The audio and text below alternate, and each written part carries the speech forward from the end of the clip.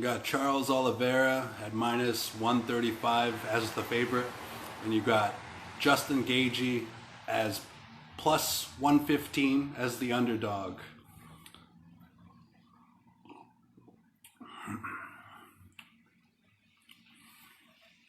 With the way that Oliveira missed weight, it almost feels like the clouds, the fucking stars are opening up for Gaethje to win this.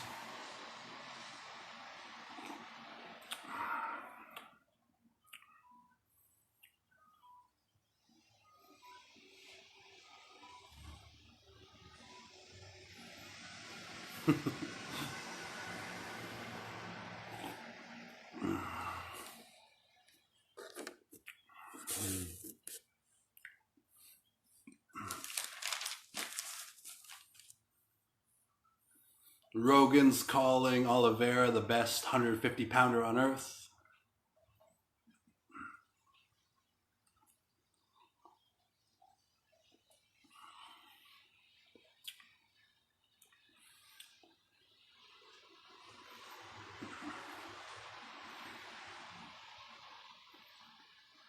Right now they're describing the rise of Justin Gaethje.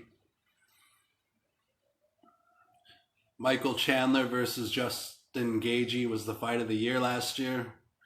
Definitely awesome. Check it out.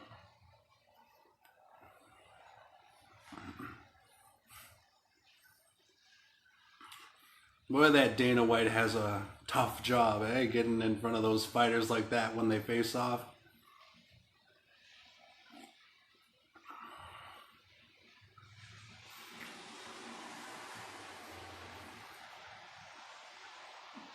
We got the odds for Rose Namajunas for minus 210 for the favorite she is.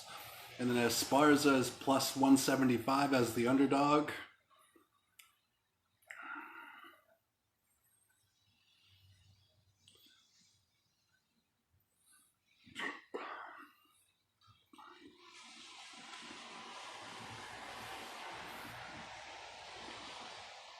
The odds on the first fight for Esparza versus Namajunas was almost the same. Almost.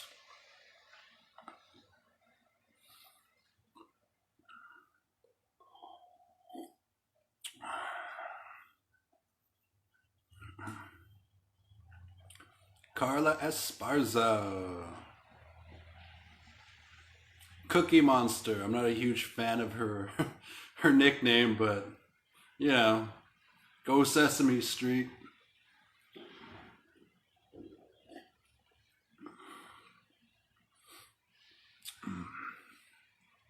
Bought this pay-per-view for $64.99.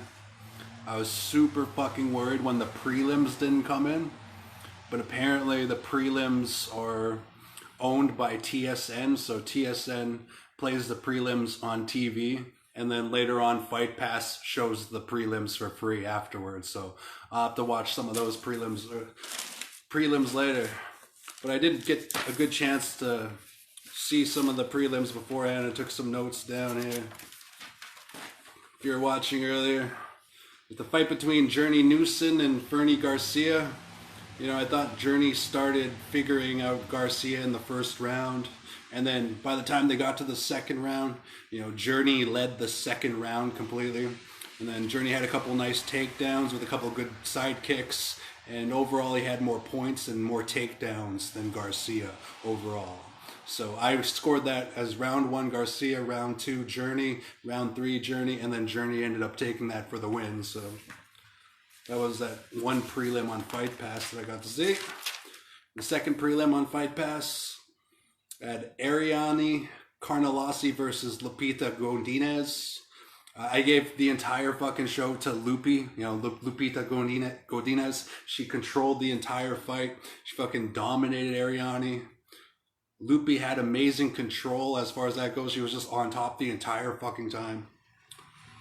And like Lupi landed a lot of elbows on Ariane Carnelossi, and like Lupi's wrestling totally reminded me of the Eagle in that fight. You know, she was like fucking Khabib Nurmagomedov, you know, just dominating the entire thing. But the way that went, it was crazy. That was a good fight, though. You know, like Ariane Carnelossi has like the biggest biceps and like fucking biggest arms I've ever fucking seen on a fucking UFC fighter. So I was really worried that Ariane Carnelossi was going to dominate Lupita, but luckily I bet on Lupita Gondinez to win, and she ended up winning that match as far as that goes, which was pretty fucking awesome. That was a good fight, though.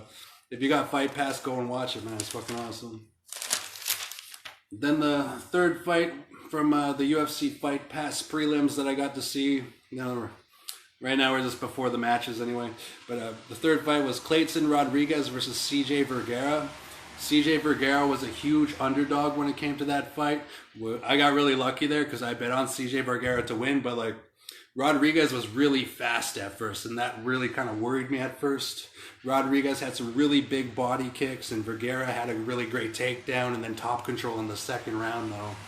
But he had almost entire control for the second round as far as Cj Vergara went. Like I thought it was really intense because I thought Rodriguez was going to crush him, but in the second round, Cj Vergara totally made a comeback, and then it was a complete nail biter. As for like the third fucking round of that fight, of the Rodriguez versus Vergara fight, it was a complete fucking nail biter because when Bruce Buffer was reading out the cards, you know, like they were tied for the third fucking round.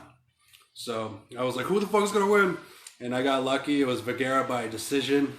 And I think what made that decision the decision is that Vergara had about 4 minutes of control on the ground, which totally, you know, won him the bout. But Rodriguez is a really good fighter, you know, like if he keeps working at it, you know, that's a learning experience for him. He's a young guy. He's definitely going to be big. He's already big. He's already in the fucking UFC. He's big. And then Tracy Cortez versus Melissa Gatto. I thought that was a good fight, except Tracy Cortez was mostly inflicting damage as far as that goes, you know, like, and Melissa Gatto just couldn't really inflict damage. Like she tried to do a lot of submissions, but that didn't really work out for her in the long run. I gave 2 rounds to Cortez and 1 round to Gatto, and then the judges kind of felt the same way. So they gave Tracy Cortez the win for that one. Those takedowns tonight are what's causing people to win or lose, right? Ultimately, which I mean, that's sort of how it goes. All right. Oh, there we go. Got Randy Brown walking to the ring right now. He's got black shorts. We'll see what Chaos Williams. Or wait. Is this? wait. I'm drunk. Give me a second. Just having a good time tonight watching the fights.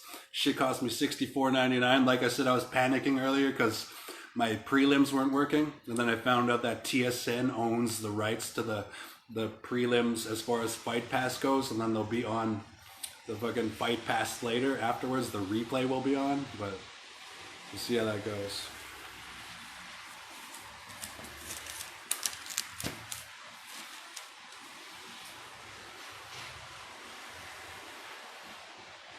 Okay, we got Chaos Williams coming into the ring right now. He had back-to-back wins, third largest significant strike differential among UFC welterweights. One of 6 fighters with 2+ sub-minute knockouts in the UFC welterweight division in history. Cool.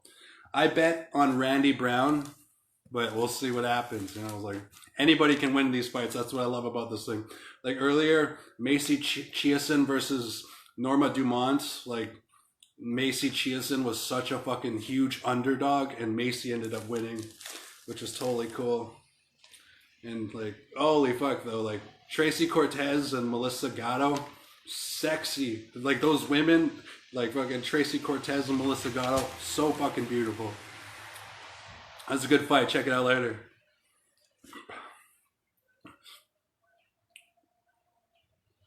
All right, we got Randy Brown walking to the ring right now.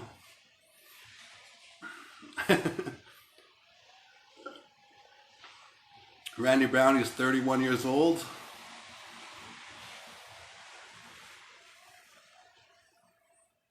He's from Spanish Town, Jamaica, man.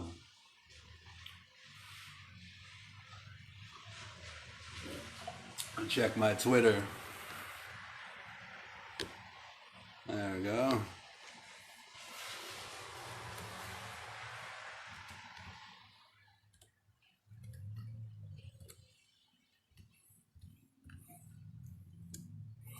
So far, though, the fights tonight have been really fucking awesome.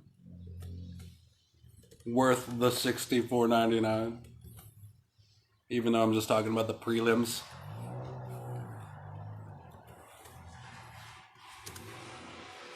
Alright, Randy Brown had some back-to-back wins, 3 first-round finishes. He finished 11 of 14 wins with 6 knockouts, 5 submissions. Cool. Pretty well-rounded as far as that goes. Having 14 fights, right? 11 of them.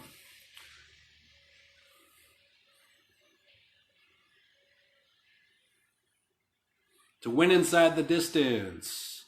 200 plus 240. That's pretty cool. Randy Brown to win by decision plus 350. That'd be a good score if you're betting on that for Randy Brown to win by decision.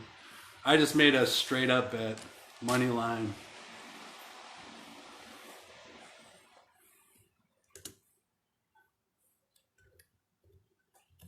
Right now they're talking about how Donald Cerrone got sick and he's not fighting Joe Lauzen anymore, which really sucks. I bet on Joe Lauzen to win, and they're not fighting tonight. They're rescheduling that fight for later, but we'll see what happens there. Okay, we got Randy Brown, 31, 6'3", versus Chaos Williams, 28, 6 feet. Not much difference in the weight and the reach, both roughly 77 inches or so for the reach, so pretty fair fight. Bruce Buffer, of course, is just killing it. If I could be anybody in the UFC, it'd be Bruce Buffer, of course. Best ring announcer ever. I mean, Michael Buffer was awesome, but like Bruce Buffer is like, you know, a god. Bet that guy has like insurance on his voice.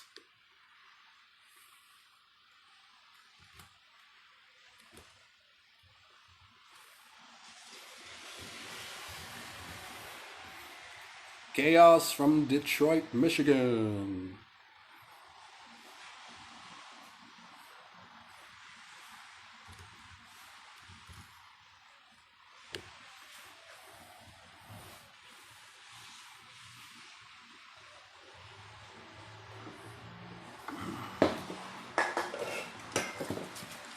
Gotta reload on that beer. It's not really good for you if you have too much of it, but fuck it. I'm enjoying the fights. Randy Rude Boy Brown just got introduced.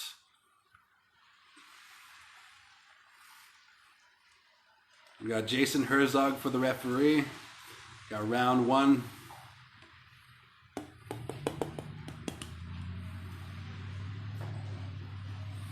Ariana Celeste carrying that number 1. All right, they're in the middle of the ring. They touch gloves. They shook hands during the fight. They're feeling each other out. Got Williams kind of trying to control the middle of the ring. We got Brown kind of on the outside of the octagon ring part. You know what I mean?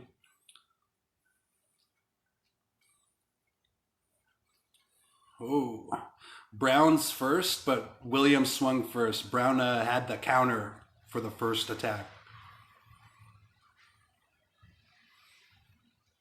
Couple of kicks, couple of misses by Williams in the black trunks. Ooh, a good body kick by Williams to Brown.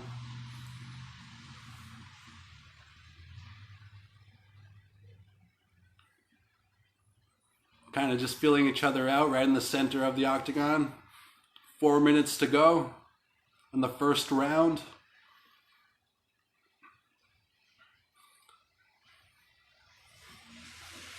Joe's commentating on how Randy's legs are so damn long.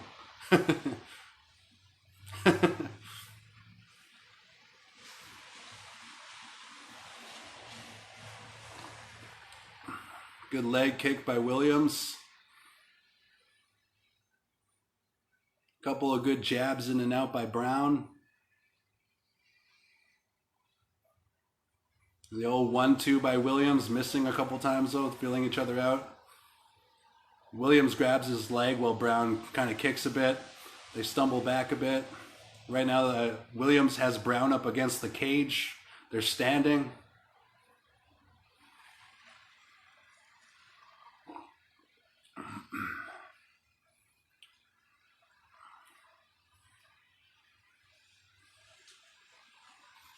Brown shoving him back across the ring. Nice, nice. Good work, Brown. Now they're in the center of the octagon, feeling each other out again. Oh, a couple of good strikes by Williams.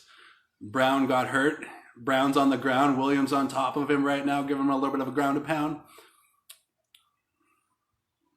Okay. Good. A little bit of getting that Darce choke ready, maybe. I don't know if he has it under. Whoa. Well, right now, Williams is fighting for that Darce choke, and Brown is kind of just fighting to recover. We got 2 minutes, 20 seconds left in the first round.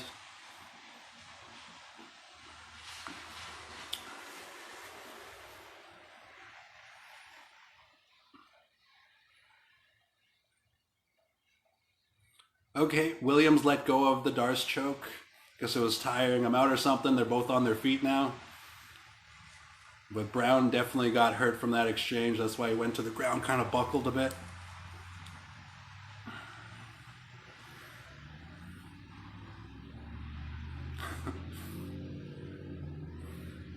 He's laughing at some Daniel Cormier. Oh, Brown does a nice little slip.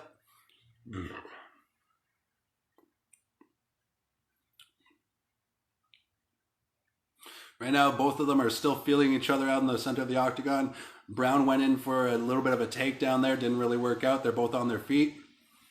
Williams trying to give him the hooks, the leg hooks, trying to sweep him down a bit.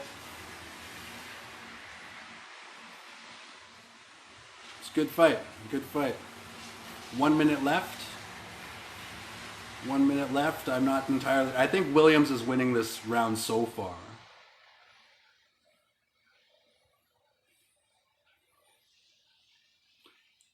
Oh, Brown is just kind of like keeping his distance using that. Well, they both have the same reach, but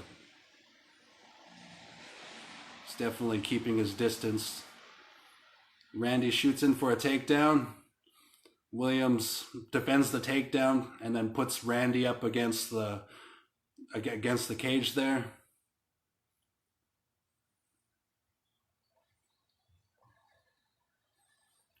Couple decent knees from Brown, but he's on the cage, so not much leverage as far as that goes. Brown has Williams under his arm like this, just kind of, but they're against the cage, so they're standing up right now. 10 seconds left. This round's pretty close to even, but I would have to give it to Williams so far.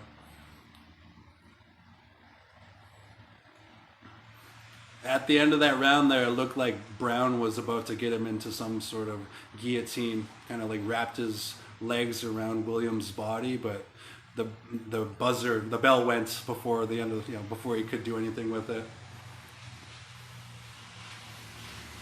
Randy Brown's corner is telling him to keep his hands up. Chin down, hands up.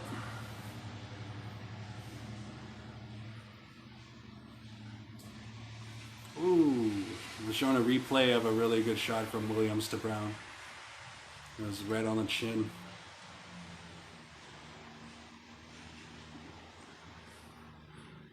It was a nice hook on the chin, and then he went to the ground a bit, and then he tried to get in that Darce choke, but that Darce choke didn't really work out for him.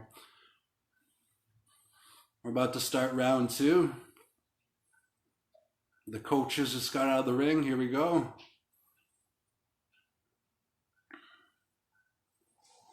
If I had to guess, Brown looks a bit tired, of course,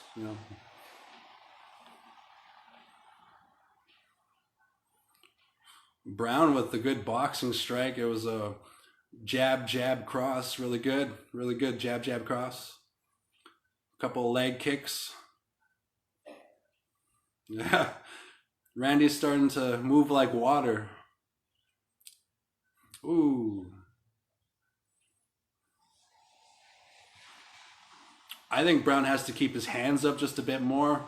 4 minutes, 23 seconds left in the round 2. In this round so far, I'm giving it to Brown so far, but 4 minutes left to go, right?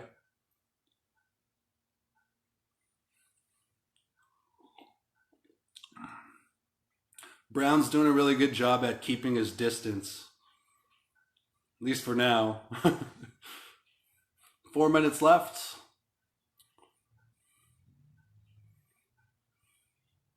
Good form by Williams. He's staying very like in conservative form, hands up, square to his opponent. Brown has a bit more of a flow like water style. Got Brown bouncing on his feet a bit more than Williams, psyching his opponent out a bit. But Williams isn't falling for it. He's staying really conservative and strong and square.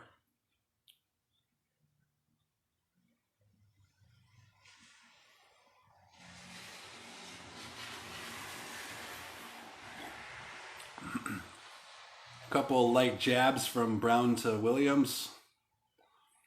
Really good head movement. Oh, he's feeling it now. Brown's feeling it now.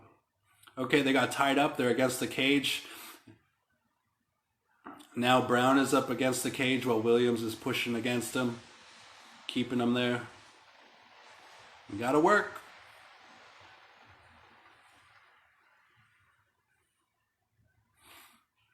Got the referee Herzog just making sure nobody grabs the cage.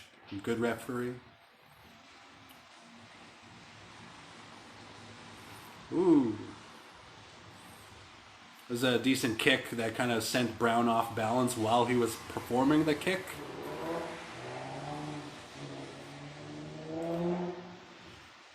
Couple big swings by Brown, but no contact yet.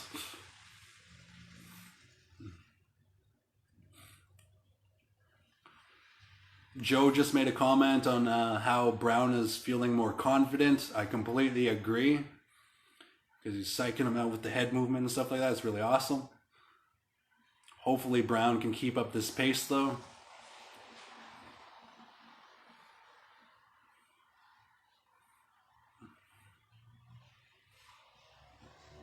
Again, you got Brown up against the cage and Williams pushing him up against the cage.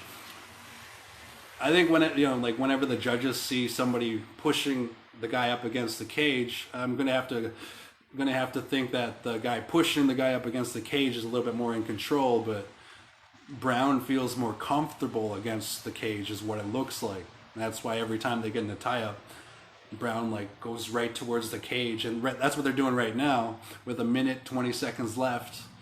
Couple of knees by Williams. They're hurting Brown so you can see that he's trying to defend them away, trying to switch positions a bit. Had him in a clinch, but he couldn't keep him in the clinch. Alright, now they're back in the center of the octagon. Brown doing his old Bruce Lee jumping up and down, jumping back and forth thing. Hopefully he can keep that without getting caught like Silva got caught that one time. Good head movement. Nice roundhouse, didn't connect though. Good leg kick by Williams. The significant strike count right now in round 2 is for Williams 21-17. 30 seconds left.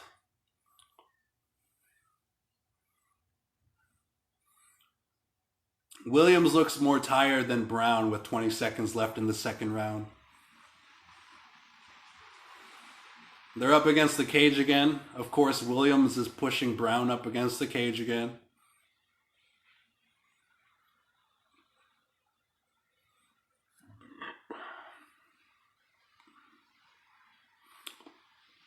All right, that was the end of the second round. As far as Chaos Williams and Randy Brown go, I'm going to have to give Williams the first round, and I'm going to have to give Brown the second round. So this is the last one. His coach just said, I don't know what judges are thinking, right? So it's like, as far as that goes, me neither, right? But that's how I feel. That's how I'm seeing the fight right now. His coach is giving him really good advice right now, to Williams. His coach is saying, don't leave it in the hands of the judges, which is always good advice. But this final round here, this will be the decision maker, because I think they're about tied right now. If I were the judge, 10-9 Williams for the first round, 10-9 Brown for the second round.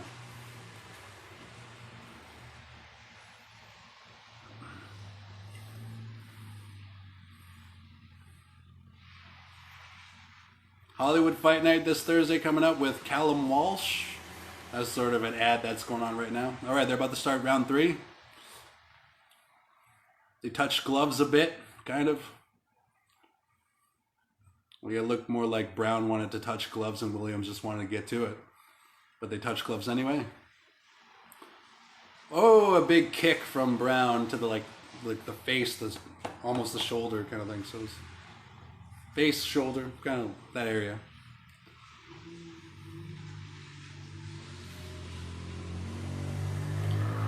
Stuck in the center of the ring, right next to the Monster logo.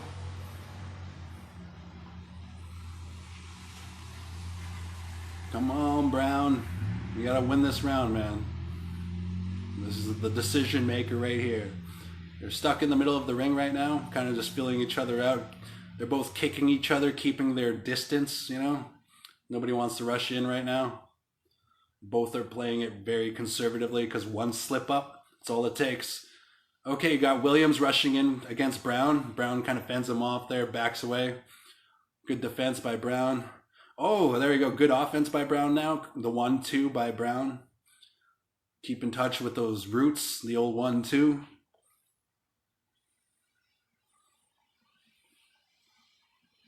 All right, 3 minutes, 30 seconds left right now in the third round.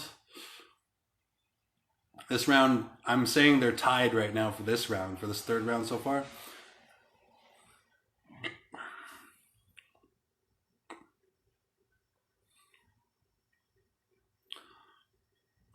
Couple of insignificant jabs out there thrown by Brown to Williams, but I think he's just trying to set it up for a big strike like usual. Really good head movement by Brown. He's slipping a lot of those punches for now. He's got to keep his hands up though, I think. Here's what I would have done, right? I don't want to play that game, but it's a good fight so far. All right, we got about 2 minutes, 45 seconds left. They're in the center of the ring. Williams is going in for a rush. Brown is like, like one of the commentators just said right now, he's reading things really well, you know, as far as that goes. And I completely agree. Brown is seeing everything a mile away, except for that. Williams just tagged him on the chin, and right now Williams is on top of Brown. Brown's in guard with butterflies. He just has the butterflies in. They're not full guard yet. Still butterflies. Brown is hurt. He's on the ground. That strike to the chin there right now, that has won Williams the round with 2 minutes left to go. But that was a really good strike. They're back on their feet now. Brown just struck Williams right in the chin. Looks like Williams' legs are wobbling right now. Oh, a good knee to the chin from Brown to Williams was a good one. Come on, Randy. Randy Brown.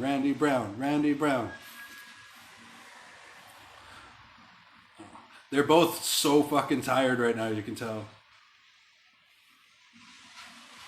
Both of them are hurt. Oh, Brown went for a huge swing and completely missed. Now they're up against the cage again, where Williams is pushing Brown up against the cage. We got about 1 minute, 10 seconds left to go. Good work by Herzog, because he's got Brown is up against the cage and Williams is pushing him against the cage, just giving them some elbows. And then Herzog is like, watch the back of the head. I like when referees do that. I mean, a lot of them do, right? But all right, they're off the cage now, back in the center of the ring. Brown really has to do something to impress the judges with this last minute. 45 seconds left. Come on, Randy Brown. Spinning back fist attempt by Williams. Brown didn't fall for that.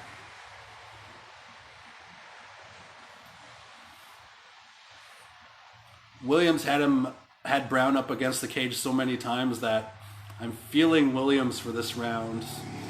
And this round will decide the entire fight because first round was Williams, second round was Brown.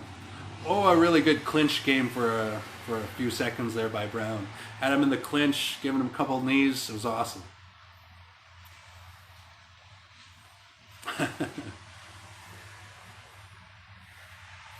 All right, the buzzer. That's the end of the fight. They both shake hands. They both respect each other. Both kind of selling it with their arms kind of like this.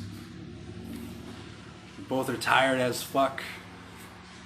It's up to how the judges seen it, but I think that that Williams knocking Brown down to the ground and then getting on top of Brown is going to win Williams the fight, but we will see. Got to wait for Buff to make the announcement.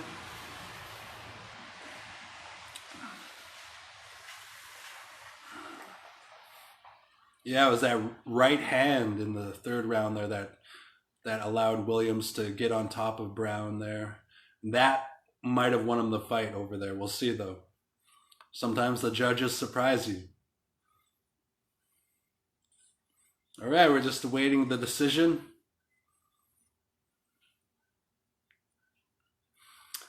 Brown is talking to the boss right now, talking to Uncle Dana, you know, making making sure that he still has a future in the UFC. This is a good fight, though. This is a good fight. Randy Brown trying to sell it like that, walking around the ring with his arm up. It could be either fighters, but I think Williams has it, but judges sometimes see something different, right? We'll see what happens. I hope Brown wins because I bet on Brown, but we'll see what happens.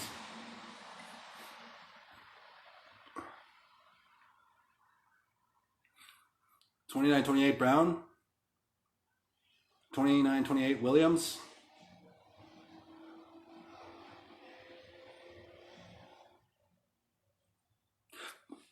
Yes! All right, Randy Brown won the last one there. It was 29-28 Williams, 29-28 Brown, and then 29-28 Brown. Fuck yeah. I bet on Randy Brown, so won some money from that fight. Woohoo! I'll drink to that. Yeah.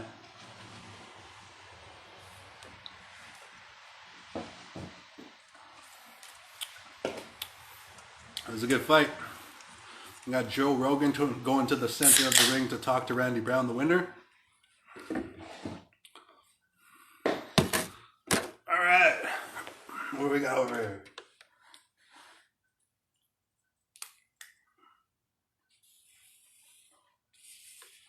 We got Brown for the winner right here.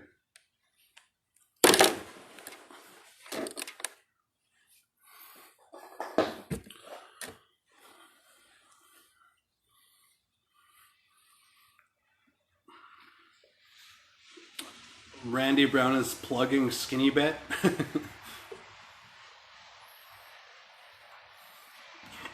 Randy Brown is tipping his hat to Chaos Williams.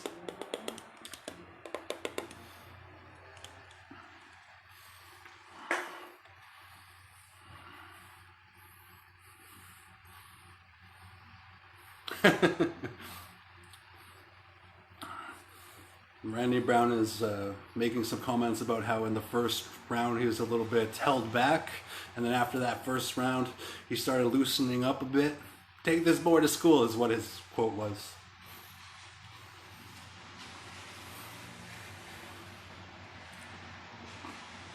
Rogan asked him how bad, you know, were the strikes on him. He's like, oh, he's a big boy.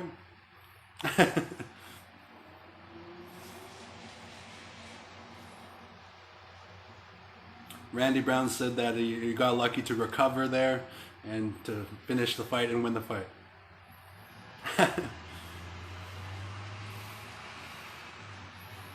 Good job, Randy Brown.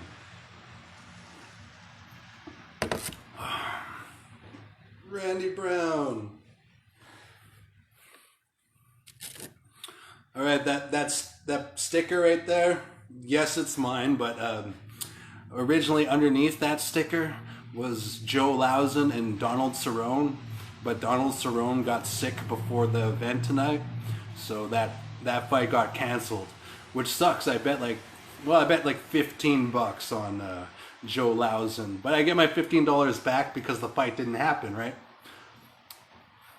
Right now they're zooming to the crowd. You got Chuck Liddell in the audience. Chuck Liddell's always in the house, man.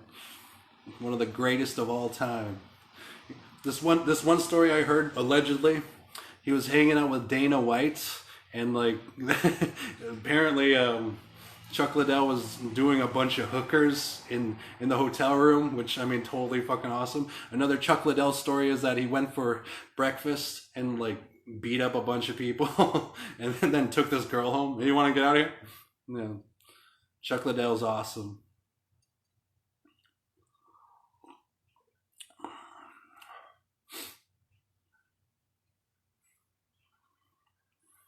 Right now they're just showing a couple advertisements for a couple gambling sites. I don't know, I think I'd have to give a shout out to Party Poker. That's one of my favorite sites to gamble on. But I also have a few other sites that I love to gamble on. But yeah, that was a good fight. I'd have to give the first round to Chaos Williams, and then I'd have to give the second round to Randy Brown, and then I'd have to give the third round to Chaos Williams, but the judges didn't see it that way, thank God, because I bet on Randy Brown. I guess they thought that Randy Brown won the third round, you know, so good for Randy Brown. Good for Randy Brown. I crossed off, what's his name there? What's his name? It's already what's his name? Chaos Williams. Crossed off Chaos Williams. I bet against him, so. Nothing against Chaos Williams. He's a really good fighter, and he proved it right there, because I thought Chaos Williams won that fight, but the judges saw that Randy Brown won. Okay, right now they're plugging Israel Adesanya. Whom I bet on before, and I got lucky with that one. I mean, well, Israel Adesanya got lucky with that one. I got lucky to win off of his luck. I love my gambling. If you watch my channel, I've gambled on 270, 271, 272, 273, and now this 274. I'll list some of my winners for tonight. Journey Newson won me some money. Lupita Godinez won me some money. Cj Vergara won me some money. Who else we got here? Brandon Royval got a really good submission. I think Macy Chiasson, like, she was the underdog. I'm so proud of Macy Chiasson for winning me some money. Thank you, Macy. And then Randy Brown just won right now. And that was for the undercard that I had right here, right? Like the original main card had Joe Lausen versus Donald Cerrone, but the main card Joe Lausen Donald Cerrone fight got replaced by Randy Brown and Chaos Williams. So luckily Randy Brown kicked some ass. But yeah, now we're on the main card here. I guess the next fight will be between Mauricio Shogun Hua and Ovens St. Preux. I bet on Ovens St. Preux to win, but like, everybody knows that Shogun's a fucking legend, so it can go either way. Although they did have a fight before, and OSP won the first fight before. So if history repeats itself in this particular fight, then OSP will win, which is why I bet on OSP. But later on in the night is Rose Namajunas versus Esparza Part 2. And the thing about that is, I bet on Rose Namajunas to win, and that's, you know, if history repeats itself with Rose Namajunas versus Carla Esparza, then but we'll see what happens. They're plugging the Adesanya versus Cannonier fight. UFC 276, Israel Adesanya versus Jared Cannonier. The thing about Jared Cannonier, though, is that, like, once he figures a fighter out, there's no stopping him. So that's why he's getting this fight against Israel Adesanya. The last style bender, Israel Adesanya. He's very diverse, very good striker. He beat no, not Forrest. what was his name? Robert Whitaker. I was thinking about Forrest Whitaker, but like, I think it was Robert Whitaker that Israel Adesanya just beat. I bet on him before. I should know these names right now, but Cannonier has been really impressive because I bet against Cannonier that last time, and Cannonier completely figured out his opponent. And as soon as he figured out his opponent, he knocked him out. It was one of those things, though. It's like you could see it in Jared Cannonier's eyes when he figured him out. I can't remember who the fuck he was fighting, but it was when Israel Adesanya defended his title against Robert Whitaker. I guess I'm going to make my tweet now about that Randy Brown fight. Randy Brown with the decision. Respect to both fighters. Yippee. Kaye. Motherfuckers. Okay, cool. There we go. That's what I love about tweeting. You can say whatever you want. You know? Anyways. Well, I mean, to a certain extent. All right. Right now they're plugging the Rua versus OSP fight.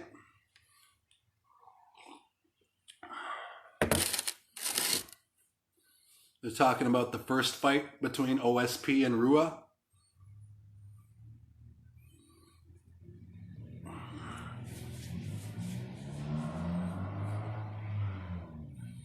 OSP is reflecting on how it was a highlight of his career to knock out Shogun Rua.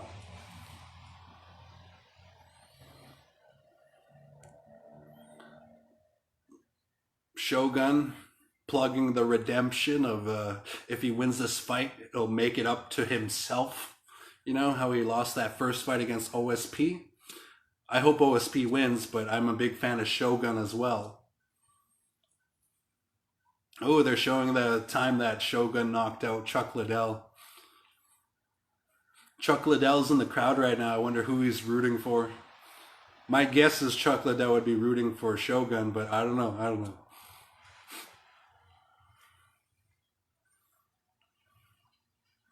That fluke choke. I hope I'm saying that right. But by OSP. Oh man, if he figures that out against Shogun tonight. That's what OSP's saying right now. He's going to figure out that fluke choke against Shogun right now. We will see.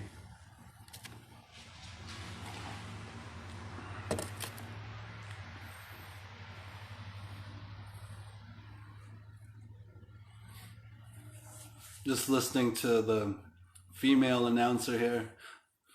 They didn't show her name on the side. I'd let you know who. It's pretty right now though. It's hot.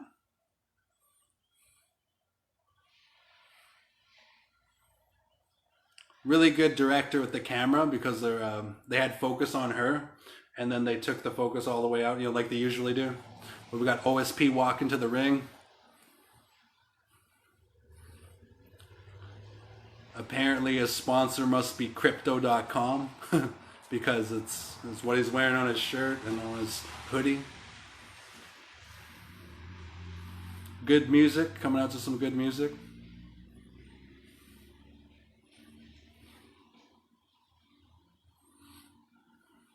Oh, come on. No, I was just watching OSP. There was this one kid reaching his hand out like, give me a high five, OSP. And then he didn't go for it. But, I mean, he's a professional, right? He's got to go to the ring, focus on the fight. But I'm just like, come on, shake the kid's hand. You're a superstar.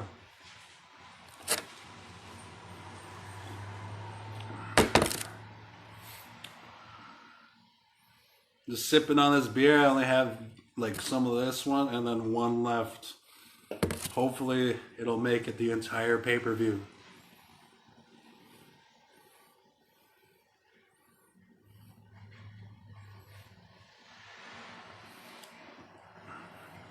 Cormier reflecting on Ovince's confidence to get bonuses. Got some facts about Ovince.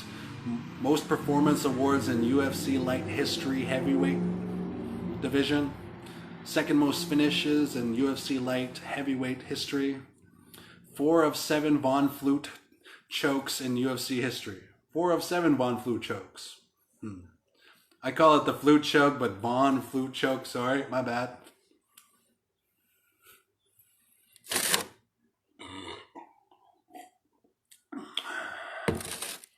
This could be a big one. We got Ovens going around the octagon a bit. Actually, it's just going right to the middle of the octagon. He's been there before.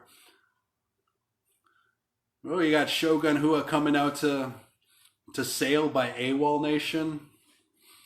Hope he wins because his music is better. Shogun.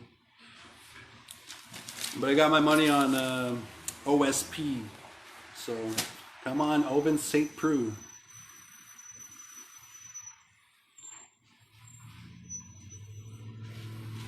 Sorry, just digging the AWOL Nation right now. He's walking out to AWOL Nation. Curitiba, Paraná, Brazil. That's where he's born. At Shogun Rua. If you want to follow him on Twitter.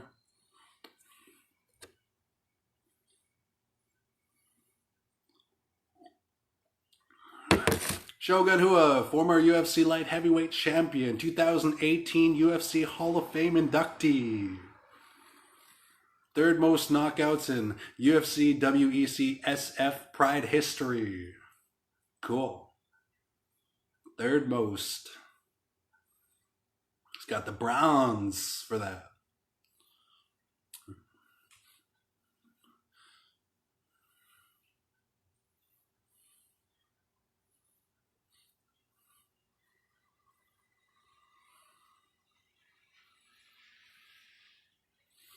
I heard that tonight Drake has like 500,000 or something like that. Check it out yourself. But apparently Drake has like $500,000 on Justin Gaethje tonight, which is pretty amazing.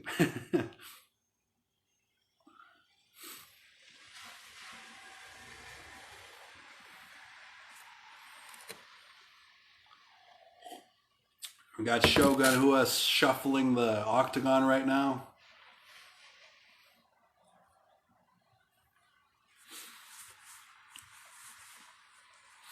All right, tail of the tape. Shogun's 40, Ovens is 39. Let's see, the difference is Ovens has 80-inch reach while Shogun has a 76-inch reach, so Ovens has a 4-inch advantage in reach. All right, we got Bruce Buffer doing his thing again. My hero, Bruce Buffer. Fighting!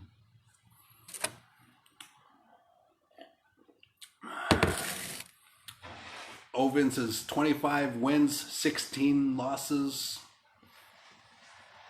Fighting out of Knoxville, Tennessee. Ovens, Ovens, Ovens. OSP, Oven St. Preux. We got the red corner, Shogun. Shogun's record is 27 wins, 12 losses, 1 draw.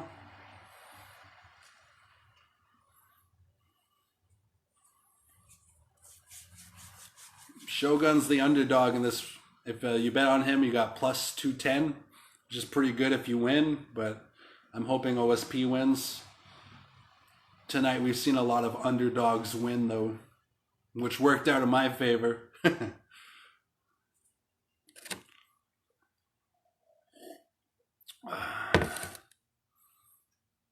Mark Goddard for the referee right now.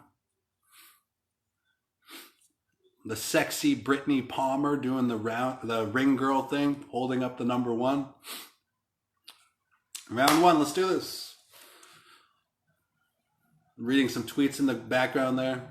Somebody just said, I have a feeling that somebody's going to get knocked out. Me too. Here we go.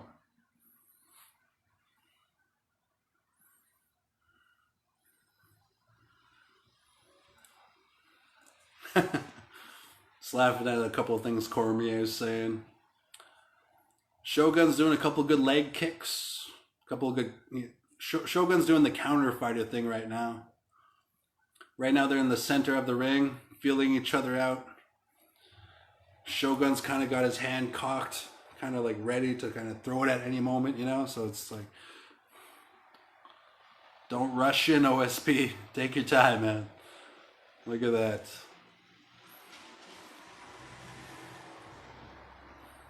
OSP is just like, another day at the office. Just kind of feeling it out.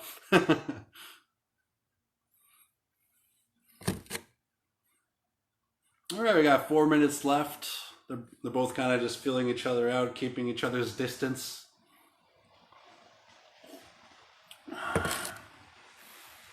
All right, we got St. Preux rushing in on Hua a bit there, but Hua's just like kicking his legs there. Like Shogun's just kicking at OSP's legs, slowing him down, you know, every kick. So you gotta watch those, OSP. Check those kicks. Good kick to the body from St. Preux in the center of the ring.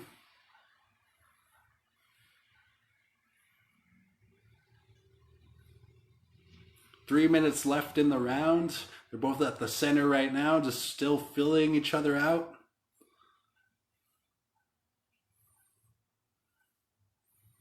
Both being very conservative. I respect that. Both are lethal. Both are dangerous. They both know that about each other.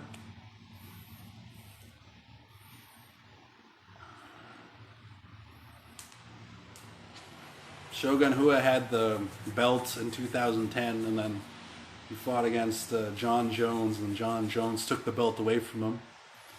But to be fair, John Jones is almost unstoppable. Almost.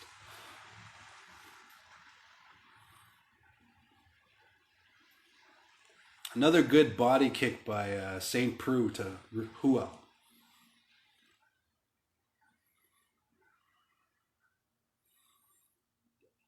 St. Preux's got that whole southpaw stance going on.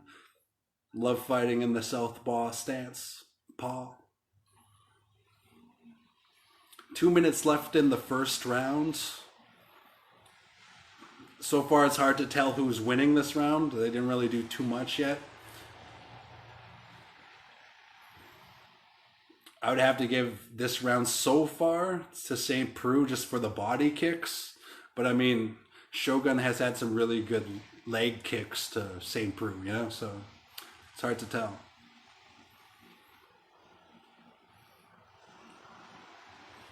Oh, finally, Shogun answers back with a body kick to St. Preux. The crowd is kind of booing because it's slow action as far as that goes. Oh, a little bit of a scramble there for a second there, but they're back to feeling each other out. Good kick by St. Preux again. They're standing in the center of the ring. Still kind of just feeling each other out. 1 minute left in the round. I'm going to have to give so far to St. Preux. See what the judges say later. If it goes that far, we'll see what happens.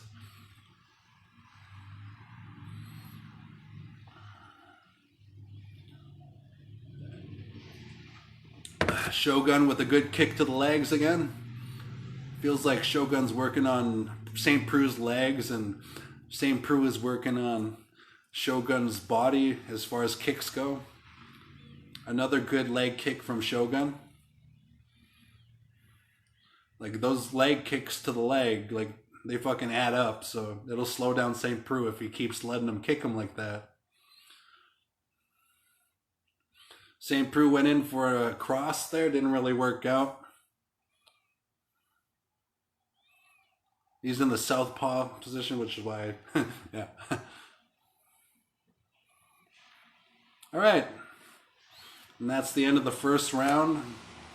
That wasn't very climactic, but that's all right. One of the coaches are about to give, you know, like a really good speech, and then one of them's gonna fucking rush in, man. It's gonna be a good second round. Here we go. Shogun's coach telling him to breathe. I mean, controlled breathing is where it's at, right? Call me crazy, but if I if I were a fighter, I'd be like in between rounds like that on purpose, just to kind of get my oxygen. You know, I know it sounds crazy, right? But Shogun's coach is telling him to kick St. Preux in the head. You know, if you can do it, do it. Let's see what happens, though. Right now, they're doing a couple of plugs for UFC X sweepstakes.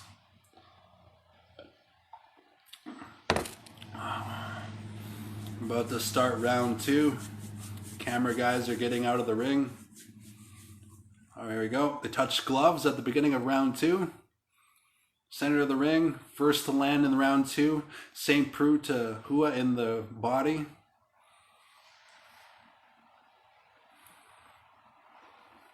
I think what's throwing off Shogun right now is that St. Preux fights in the southpaw stance. Like, I know he's a pro, so he knows what to do. But as far as that goes, I think it's just throwing off his rhythm just a little bit. Whereas St. Preux is used to fighting people that normally fight in that orthodox style.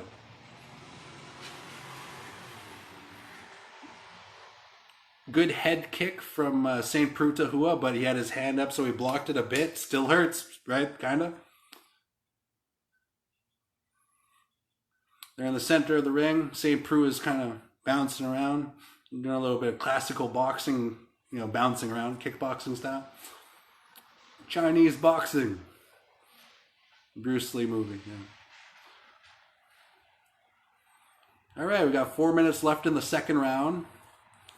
Right now I'm giving it to Preux, St. Preux. Excuse me. Shogun shuffling around now, trying to feel out St. Preux, psych him out a bit. The crowd's kind of booing though, demanding more action. It was a good jab by Shogun to St. Preux. Both on their feet. They never went to the ground yet. It's round 2. 3 minutes left. Again, just doing that hand touch thing. You know, keeping each other's distance, feeling it out.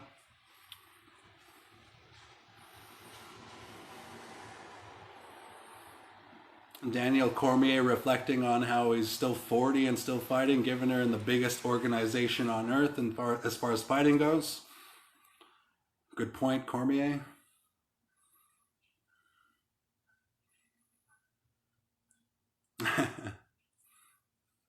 They're both really staying in their comfort zone, you know? Like Cormier is saying they have to go outside of their comfort zone. And I'm just reflecting on, yeah, they're both staying in their comfort zone. Uh-oh, only one more beer after this. We got 2 minutes, 20 seconds left in the second round. Overhand by Rua, kind of blocked by St. Preux.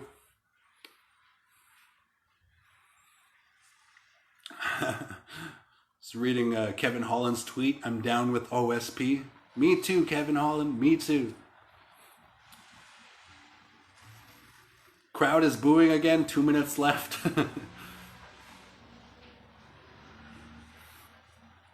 Thing about these fighters both being like in their late 30s and that, they're both really wise and they're both really aware of the damage that each fighter can inflict on each other. So they both really respect each other. And you can kind of see that in the fight. And the crowd is like, boo, we want to see more action. Really good kick from Shogun.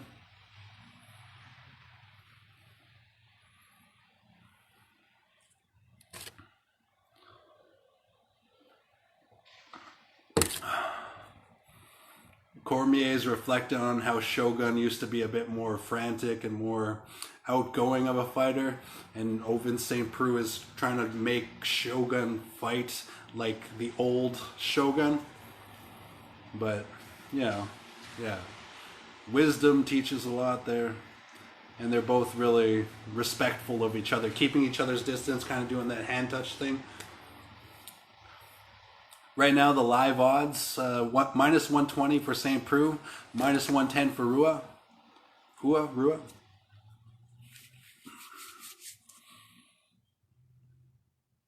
A shin-on-shin kick kind of hurt Shogun. You can see Shogun show a little bit of a flinch.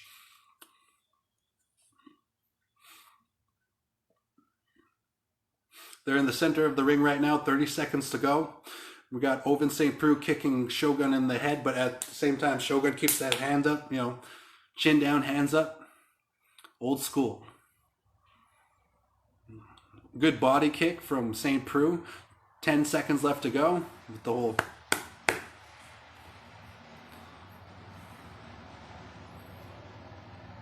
Good evasion by St. Preux when Rua went for a kick there.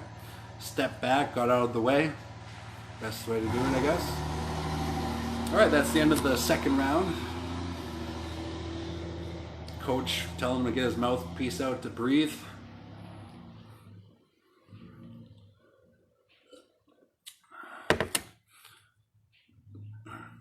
The coach is saying that the round could have been anybody's. I agree.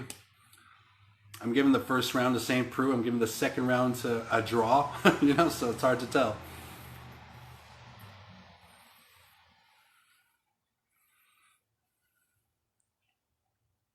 Shogun's never scared, but he's fighting with too much respect for St. Preux right now. I think he just kind of has to like throw his body at, even though like, I mean, they're both lethal. They're both fucking trained killers. St. Preux, Shogun Rua, trained fucking killers. All right, here we go. We're going to start with round 3. Wait until they lock the cage. Good job, Herzog, referee. So let's go. They touch gloves, beginning of the third round. Too much respect there. Uh-oh, 1 beer left.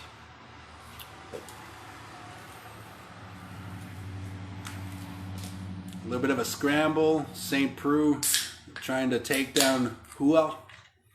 And right now, St. Preux's got Rua against the cage, which I think would earn him a couple of points in favor of the judges. Right now, Joe Rogan's reflecting on what I just said. There's not a lot of risk taken because both of them kind of respect each other almost too much.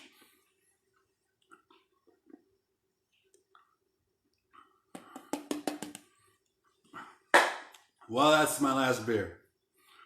After this, soda pop. Okay, we got 4 minutes left in the round. Round 3. Not a ton of action going in this fight. They're both killers, but they both have respect for the fact that they're each killers. We got Ovince St. Preux shuffling around the ring. And again, they're doing that hand touch thing. That's all they're doing right now is just touching each other's hand like that. So far, I think Ovince is going to take the fight, but we'll see what happens. 3 minutes, 30 seconds left. Couple of good kicks from Ovince St. Preux to Shogun there.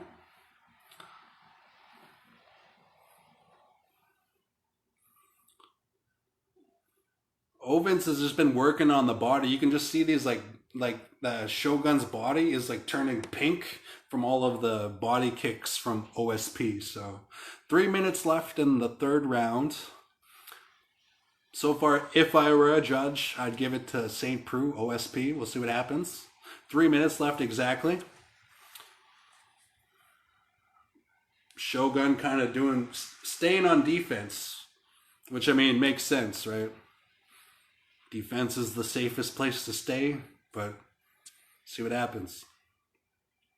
If anybody takes a chance here, we got 2 minutes, 40 seconds left. Couple of jabs from St. Preux. The crowd's kind of booing. St. Preux just keeps working on his body, man. His body's getting pink. His pink is turning red.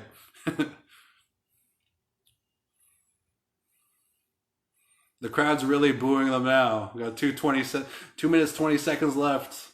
Come on, somebody take a chance. Come on, man. Pretend that this is your last fucking fight, Shogun, and just rush in there and knock OSP out. I'm betting on OSP to win, but I mean, like, you know, I mean, anybody can win, right? But like, right now I'm giving it to OSP. Like, Shogun would really have to rush in there. There's 2 minutes left in the third round against OSP and Shogun.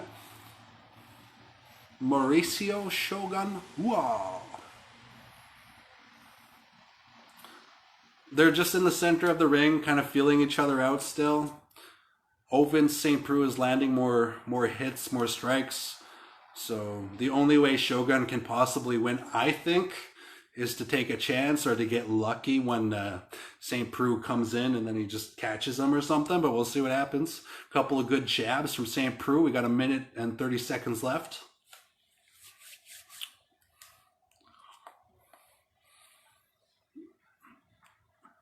Cormier is reflecting on how St. Preux is keeping the pressure up against Shogun Rua.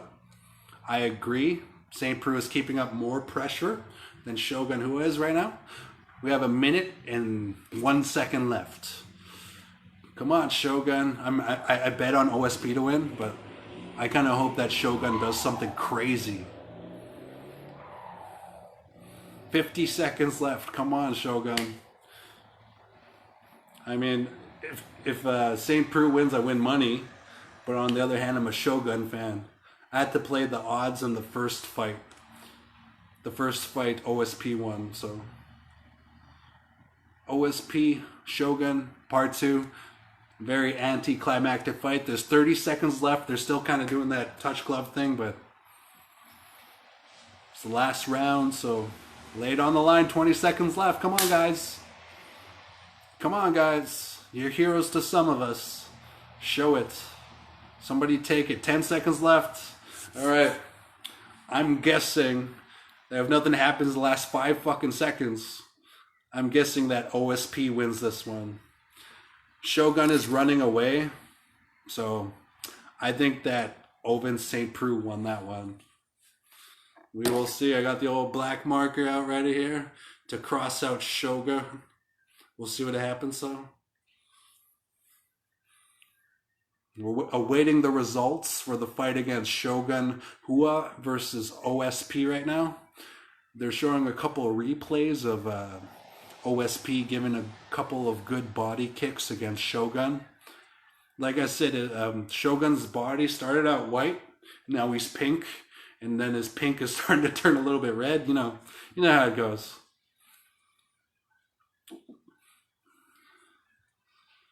Ovince had more strikes on the body, more strikes in general. Let's see if I can find the stats here. We got the stats, live stats. Okay, total strikes. We got Ovince St. Preux, 53 strikes for Ovince St. Preux on Shogun Rua. And Mauricio Shogun Rua had 48 strikes against Shogun. And as for control time, I guess that's when they were up against the cage. They gave 15 seconds of control time to Ovince St. Preux. But Ovince St. Preux has been a professional fighter since 2008. And I think Ovince St. Preux won that one. We will see. We're awaiting my hero Bruce Buffer to to call who won, or maybe a draw, but we'll see what happens. I'm getting ready to cross off Rua right here. See what happens. Got Herzog holding their hands in the middle of the ring right now. Bruce announcing, after 3 rounds, 29-28 Hua. 29-28 St. Preux. 30-27 OSP. Ovince St. Preux. That last judge scored it 30-27. I agree with that last judge. I love you, Shogun, but Ovince St. Preux won that one. So we're going to have to cross off one of my heroes right now. Here we go. Oh, Jared Cannonier in the audience. Before I take off my headphones there. Cool. All right, we got Jared Cannonier fighting Israel Adesanya on the second there. Bye-bye, Shogun. We'll miss you, man. That fight was very anticlimactic. Did I say that right? I'm drunk. But it was a decent fight, I guess. like I said, not a lot happened. Like 15 minutes, but 15 minutes, 53 strikes for Ovince St. Preux on Shogun. 15 minutes, 48 strikes from Rua to OSP. Nobody took anybody down. So nobody really dominated, but Ovince St. Preux won, and I agree. All right, they're doing a plug for the Doctor Strange movie. A friend of mine went to go see that movie tonight instead of watching the pay-per-view with me. His loss, man. No, it looks like a good movie, though. Benedict Cumberbatch, or whatever the fuck his name is. He's a good actor. Spider-Man, No Way Home style. All right, we're back at the center here.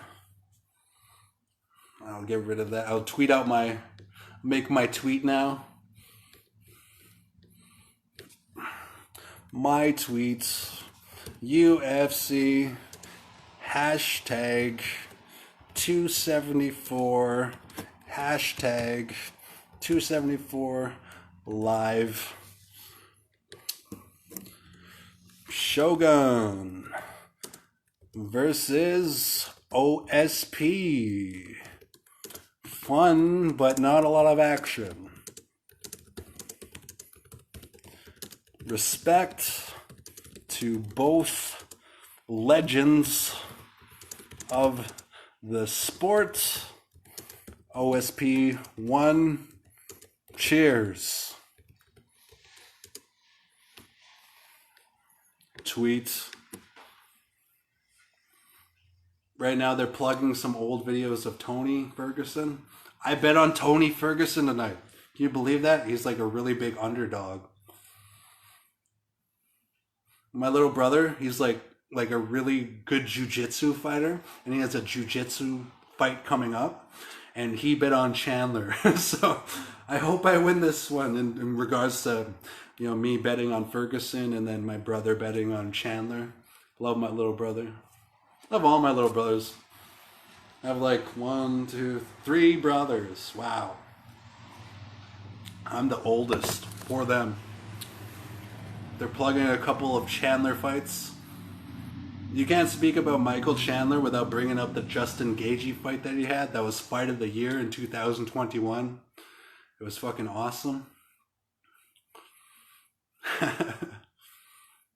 Just laughing at a couple of things that Tony Ferguson says. I guess that's what I love about Tony Ferguson. He's a character as well as a real trained fighter, right?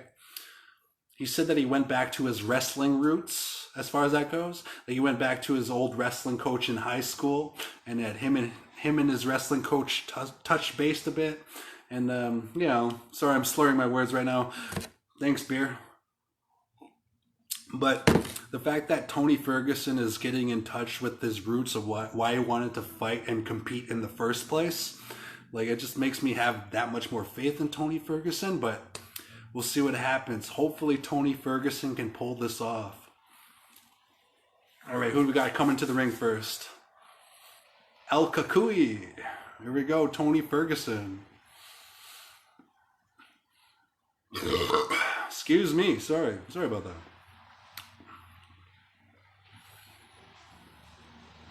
Just grooving to his music right now.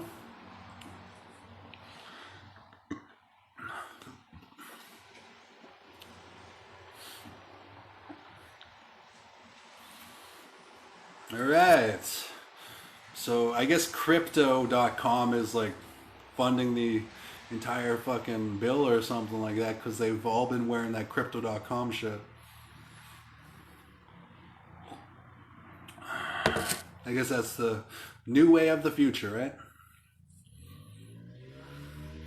Ferguson walking to the ring all loosened up, shaking everybody's hands like a real star.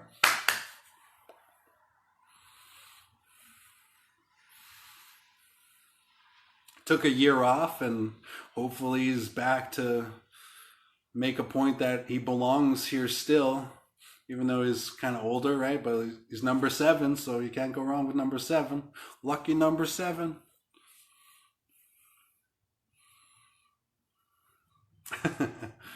The commentators are just reflecting on what I was saying, that Tony went back to his roots. The female commentator said that, like, if he goes in there and has fun with it, he'll win, right? Which, I mean, I understand to a certain extent. But you got this, Tony. Right now, Tony is doing the old bro thing, shaking a couple hands.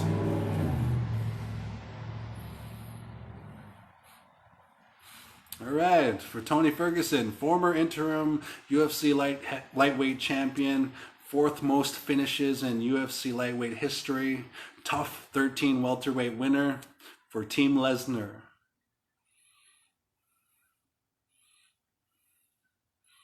We got some odds here. Chandler to win inside the distance, -110. Chandler to win by decision, +215. Ferguson to win inside the distance, +600. Wow. I should have bet on Ferguson to win inside the distance instead of just to win, but we'll see what happens. Ferguson has to pull off a miracle here because he is in fact the underdog, and I'm kind of basing that on the fights that he had with Justin Gaethje and the fights that he had with Oliveira. As far as Ferguson's fights go and like Chandler's fights go, like they both have fought Justin Gaethje and they both have fought Oliveira. Thinking about some girl, Olivia. But anyways, Oliveira, they both fought Oliveira, and judging by that fight, if you were to judge by that fight, Michael Chandler would win, right? So I guess that's why Michael Chandler is such a favorite in this one. But whenever it comes to a fight, it's always like 50-50, right? So on any given day. Like that whole football saying, on any given Sunday, man. Same thing with fighting. We got Michael Chandler walking in looking all jacked. That worries me a little bit because Tony Ferguson's looking all skinny. But like, you know, obviously they're both fucking in athletic shape. I'm just saying, like, but all that muscle on Chandler will fucking add up and he'll need more oxygen throughout the fight. So hopefully fucking Ferguson pulls off a miracle here.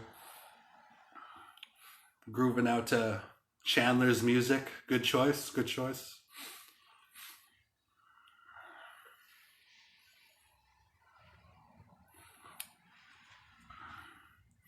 I'm still shocked about Drake's bet.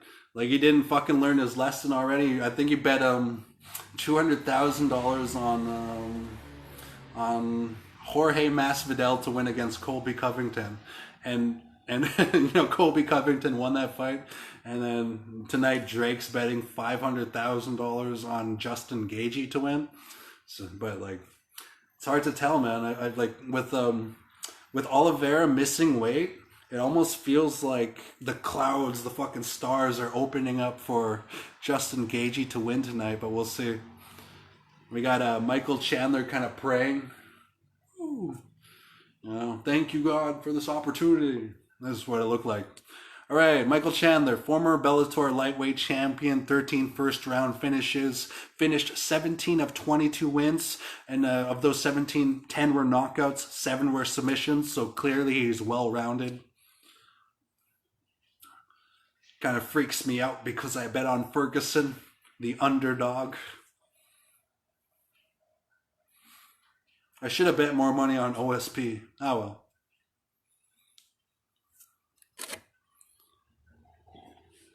Spilling beer. That's how fucking sloshed I am right now. I rarely ever drink. So when I drink, it only takes like 2 beers.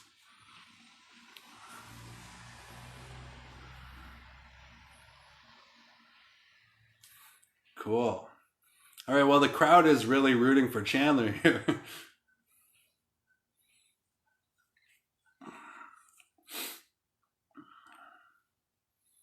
Oh, cool. Chandler adopted a second son, so it's like, I respect people like that. You know, like I have 3 babies of my own, and whenever somebody else is adopting somebody else's babies that someone gave up on, I really respect when people adopt other people's babies and they take good care of them. I know that's a weird fucking subject to talk about when we're fucking watching UFC 274, but still. Okay, 38 is Tony Ferguson. 36, the advantage. There's a 5-inch reach advantage for Tony Ferguson. We got my man here, Buff, fucking announcing the fighters. Fighting! Introducing the blue corner first. We got Tony Ferguson out of Orange County, California boy. His record is 26 wins, 6 losses. He's the underdog, plus 250. I bet on the underdog, plus 250. I'll quote my brother. He was like, I have a thing for the underdog. And yeah, me too. Because you get more money back. And like, well, I'm a huge Ferguson fan, so. But again, my brother bet on Chandler this time, I think, so. I even told him, I was like, I'll bet you $10 Ferguson wins. Ugh, why would I do that? But we'll see what happens. All right, Michael Chandler's record is 22-7, 22 wins, 7 losses. And he is the minus 320 favorite. Wow.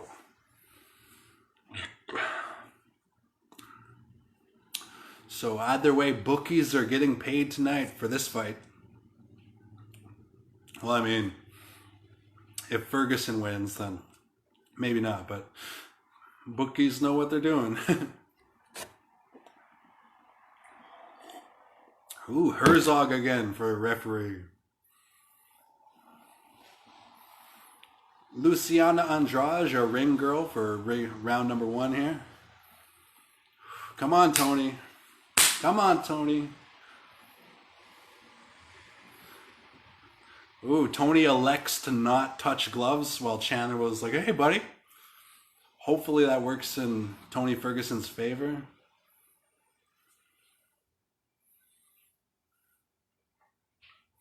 All right, nobody has landed yet. Round 1, 4 minutes, 30 seconds left. Not really anybody landed yet.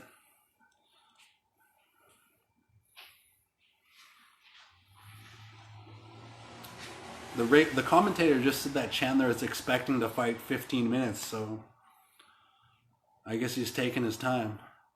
All right, a kick landed by Ferguson but blocked by Chandler, so we'll call that the first real landing at the 4 minute 15 second mark.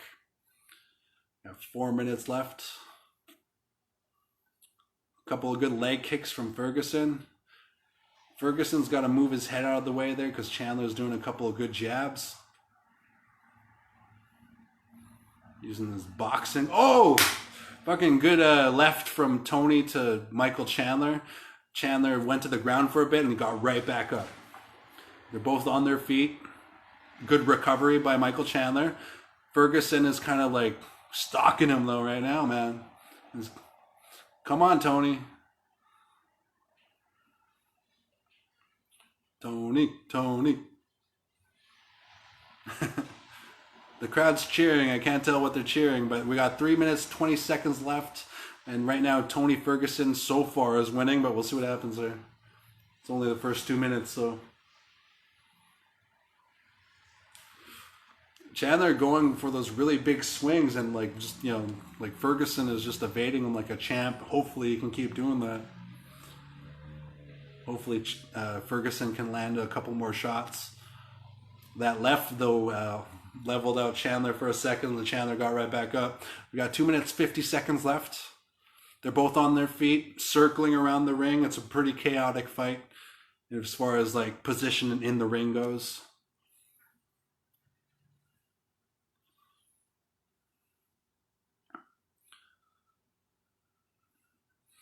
Couple of good combos by Chandler. Oh, a really good takedown by Chandler to Ferguson. Like, I'm rooting for Ferguson, but that was a really good takedown from Chandler to Ferguson. We got 2 minutes, 30 seconds left. Right now, top position, you got Chandler on top of Ferguson, but Ferguson's actually doing a clinch right now.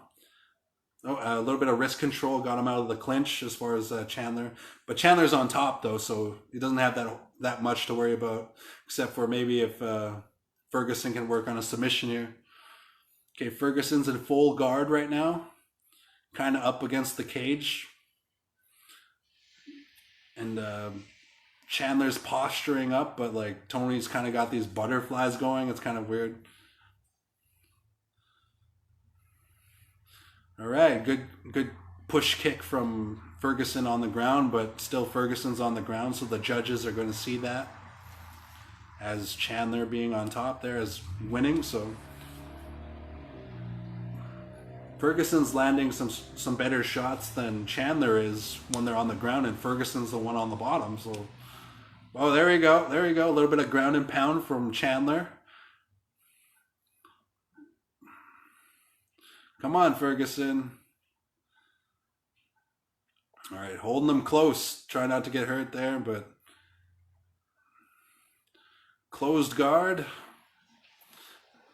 Ferguson tried to grab for the fence there. I mean, why wouldn't you? All right. Right now, Ferguson has his full guard in. There's 45 seconds left in the fight. Ferguson's trying to get his way up back to his feet there, but Chandler's not letting him.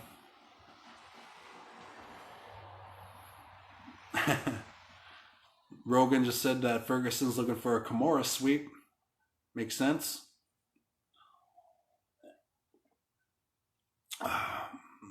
This round so far is Chandler because of the top control.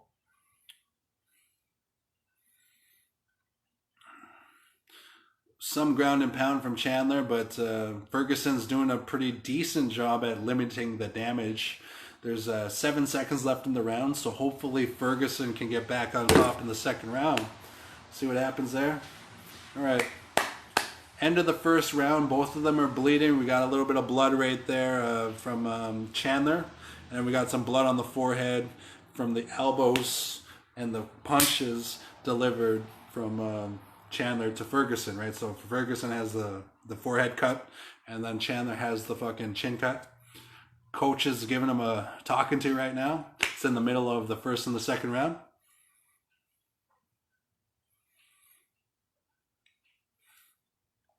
Coach telling him not to go for his elbows when he's too far away. He's telling Ferguson not to go for those elbows when he's too far away. Makes sense. They're showing a replay of when Ferguson stuns Chandler. So they're both kind of hurt, except Chandler had top position more there at the first round. So I'd have to give that round to Chandler, and I'm assuming the judges see the same thing, but we'll fucking see. Really good elbow to give him the cut on the forehead from Chandler to Ferguson. That's why Ferguson has the fucking cut on his forehead. But Chandler has a little bit of a mouse right there happening, so work on that mouse, Ferguson. Fucking knock out Chandler. You got this, man. Ferguson has had 3 losses in a row. Chandler has had 2 losses in a row. Oh my God. Chandler just kicked him in the fucking head, and the fight is over. Chandler kicked Ferguson right in the fucking head, and the fight is over in the first 20 seconds of the second round. Wow. Ferguson doesn't know who he is right now. Well, there's a couple bucks that I didn't win, but way to go, Michael Chandler. I'm going to fucking tweet right now. That was fucking awesome. Respect, man. Respect. Joe Rogan is saying nobody has ever knocked out Tony Ferguson in that way. That was fucking awesome. That was sick, though, man. The beginning of the fucking second round, we got Chandler kicking Ferguson right in the fucking head. And that's it. It's over. That was sick. That was unreal. I have to text my little brother after this live stream and be like, oh my God, because that was fucking awesome. It reminded me of when Lyoto Machida knocked out what's called Randy Couture. But it wasn't a jump kick though, but it was a really good kick. Full body front kick. Like they teach you in Krav Maga, man. Anyways, let's fucking make a tweet here. Michael Chandler with the kick to the face of Tony Ferguson. Good job, Michael Chandler. Respect to both fighters. P.S. I hope Tony's okay. But that was intense, man. Lights out. As soon as it connected right to the chin. Front kick to the chin. It was fucking sick. Full body weight transfer from the foot to the fucking chin of Tony Ferguson. Oh, balls of the feet. Bad. That was a sick front kick, man.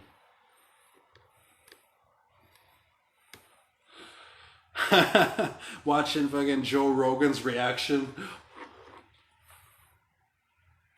But yeah, Michael Chandler landed a really great front kick to the face of Ferguson to win that fight. You cost me some money. You cost me some money, Chandler. But the front kick was worth it, man. The front kick was worth it. That was a fucking sick front kick. Tony Ferguson's like, hey man, what happened? He's sitting on a stool right now. They're like, you got knocked the fuck out. It was pretty deadly.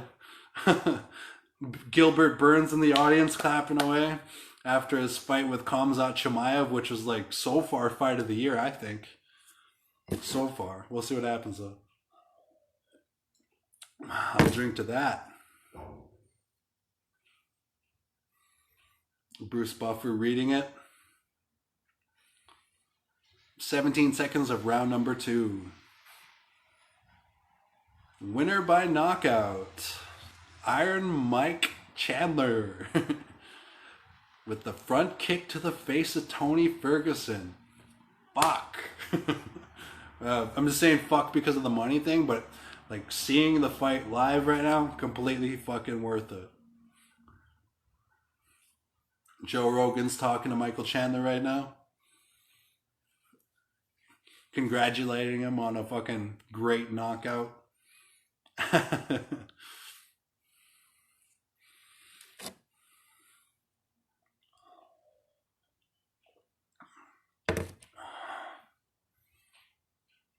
Michael Chandler reflecting on the fight. He didn't really train for the front kick. It just happened, is what he's saying.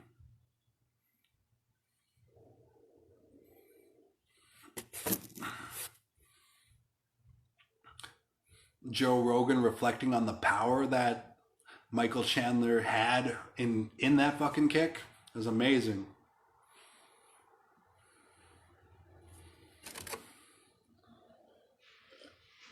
Wow.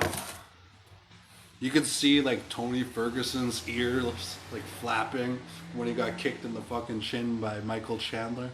It's intense.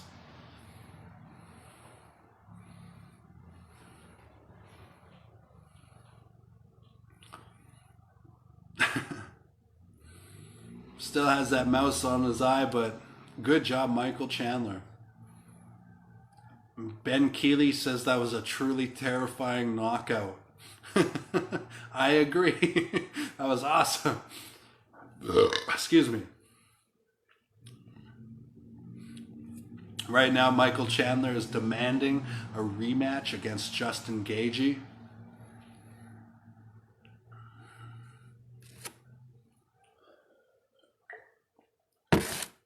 Save this beer for when Rose Namajunas wins. Try to anyway. Hopefully she wins.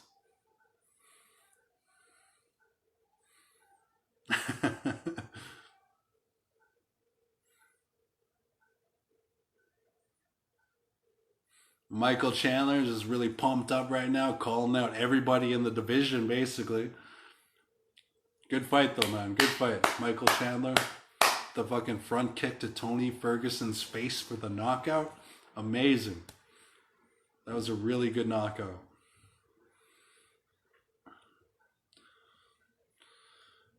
I think Michael Chandler's mom was in the ring along with Michael Chandler's like wife or girlfriend, something like that, and the son they adopted. So it was really cool that he could do that in front of his adopted child. Oh, Aljamain Sterling's in the building. But yeah, again, holy shit. Holy shit. That fucking Michael Chandler just knocked Tony Ferguson right the fuck out. That was awesome. Michael Chandler knocked out Tony Ferguson with a fucking front kick to the face 17 seconds into the fucking second round. Amazing. So we're going to have to cross Tony Ferguson out, and I'm going to have to break the seal right now.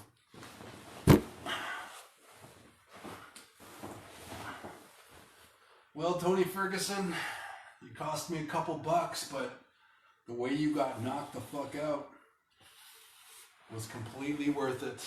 Good job, Chandler. Respect. I'll be right back. There's my brother with the fucking text message. Did you see that?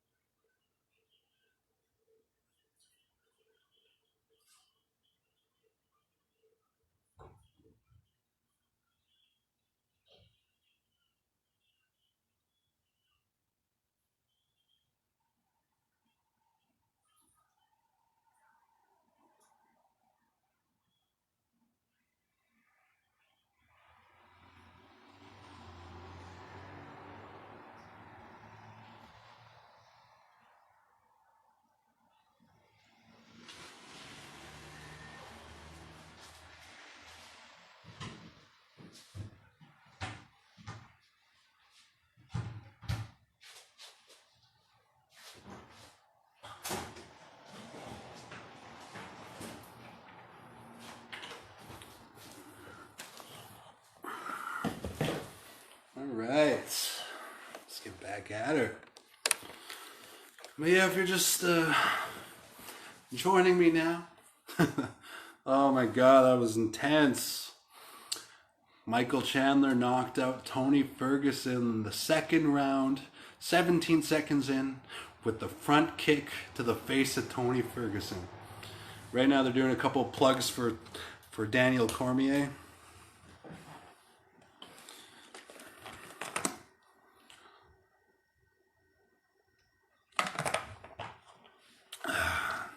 Switching to orange juice and saving this last shot for when Rose Namajunas hopefully fucking wins against Carla Esparza.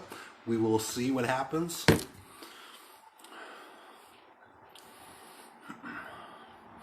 They're showing the replay of when Daniel Cormier took out Josh Barnett.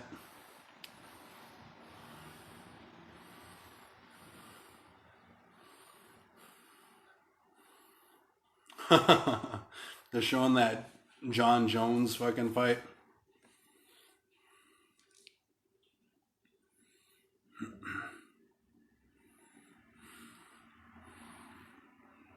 Sorry, just watching Daniel Cormier's rise. That's why he gets to have that nice job as the commentator now. He fucking earned it, man. Hard work pays off.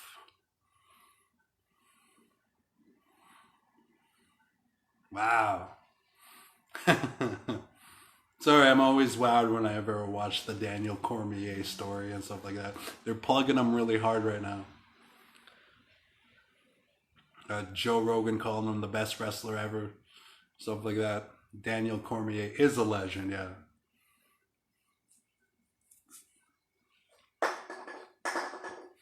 All done my booze. Thank God.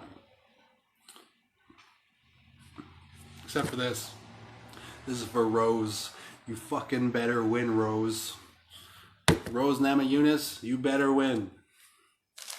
Alright, so what do we got here? Let's cross some names off the list here.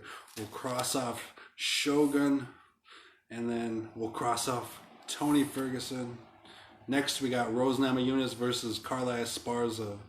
Thank God Open St. Preux won me some money. Too bad about Tony Ferguson. If Tony Ferguson won that, which he was the huge underdog, then I would have won some killer money as far as that goes. But Michael Chandler, though, again, with the fucking kick to the face. against Tony Ferguson to win the fight with a fucking knockout. Right now they're inducting Daniel Cormier into the Hall of Fame.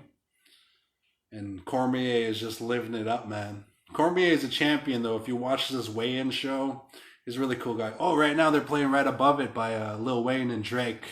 Great song. Tell me how you love it. You know you're at the top with only heaven's right above it. Daniel Cormier is crying right now. I mean, hard work paid off, man. Cormier is a legend. He's giving Joe Rogan a hug. Joe Rogan's makeup is coming off of fucking Daniel Cormier's shoulder right now. Bruce Buffer giving him a hug too. Cormier is on top of the world right now, man. Shaking his hand up in the air. Yeah. Cormier is awesome. Has the handkerchief running off his fucking eyes.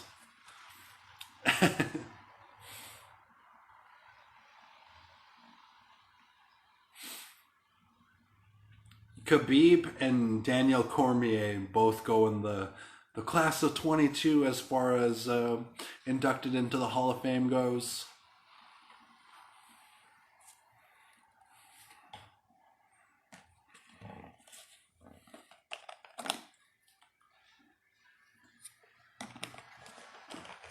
Cormier talking about his accomplishments.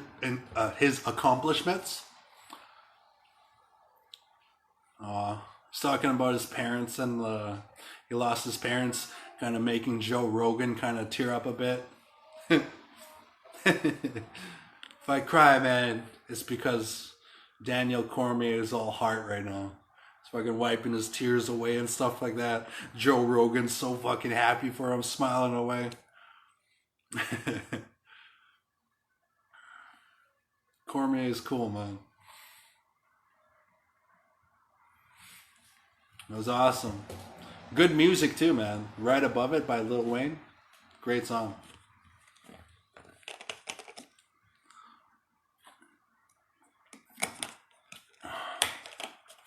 I don't know if my fucking data will cut out at any moment, but like I'll try to, do my reaction towards this. Right now they're plugging the Rose and Carla fight. Namajunas versus Esparza.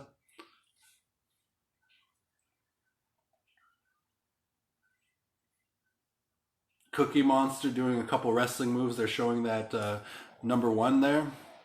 When Carla Esparza grabbed Rose Namajunas and gave her the rear naked choke there. And she won the belt the first time.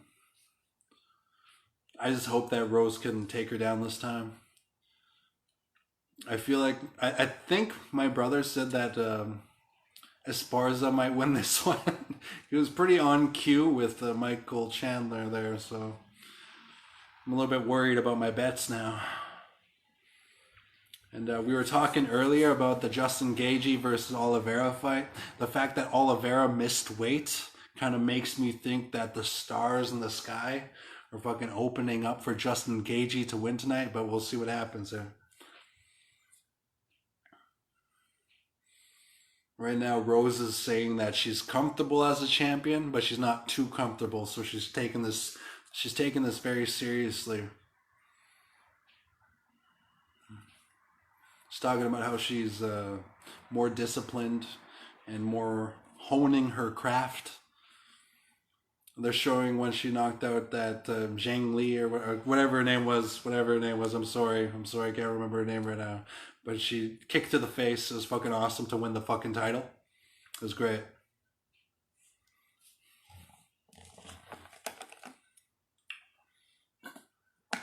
Right now they're plugging Carla's wrestling. Esparza. Yeah, I'll agree. Carla Esparza is one of the greatest wrestlers in the division right now.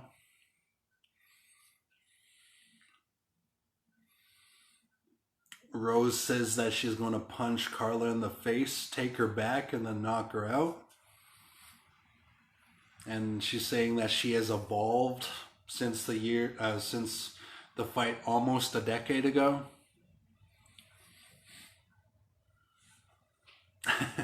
Rose is telling everybody, don't blink. Word for word, she said, don't fucking blink. We'll see what happens.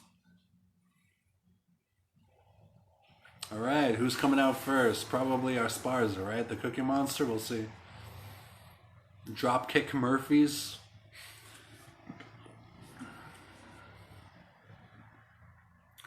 At least I think it's the Dropkick Murphys anyway. It's that song from The Departed. Yeah, we got Carla Esparza coming out right now. She's got a Venom logo on her fucking left side there.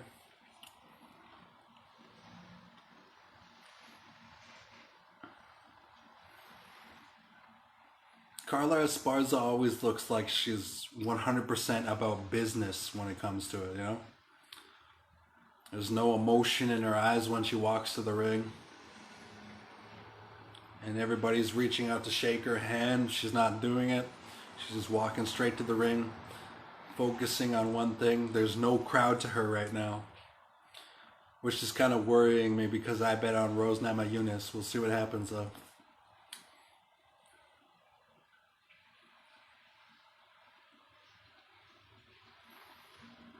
Carla Esparza, number 2 in the division.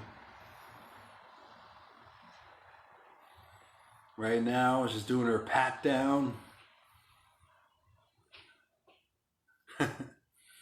Got the cut man, patting her down, checking her out, putting the Vaseline on her forehead and stuff like that.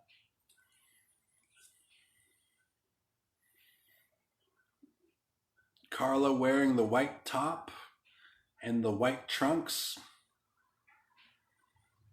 She's gonna get married next week.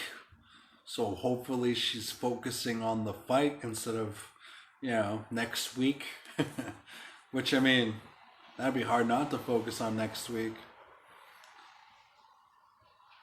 Okay, we got Carla Esparza, inaugural UFC and Invicta FC strawweight champion, longest active win streak in UFC strawweight division, most takedowns in UFC strawweight history with 42 takedowns in the strawweight division.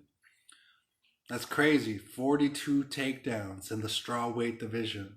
Wow. It's got the old blue mouth guard in the blue corner.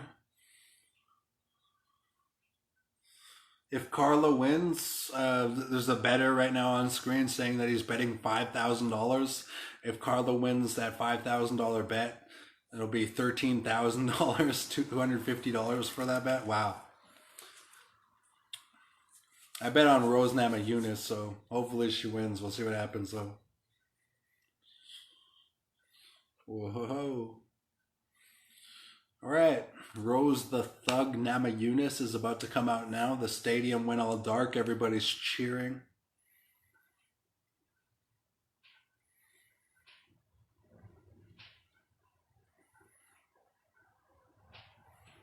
Got Rose walking into the fucking ring right now.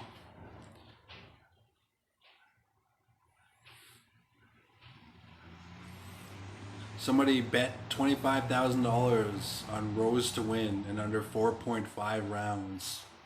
Good luck with that bet.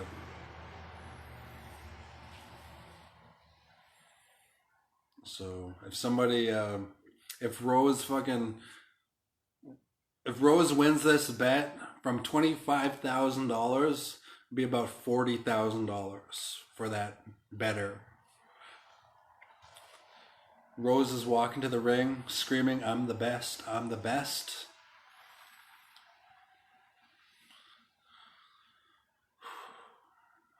Doing her affirmations on the way to the ring. All the way from Milwaukee. The champ. Come on, Rose. Follow Rose Namajunas at Rose Namajunas for Twitter. Rose is wearing all black. Carla is wearing all white.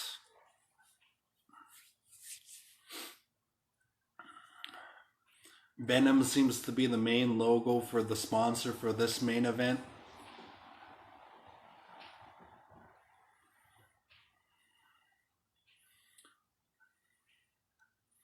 Right now, Rose's husband is giving her a kiss and all that stuff.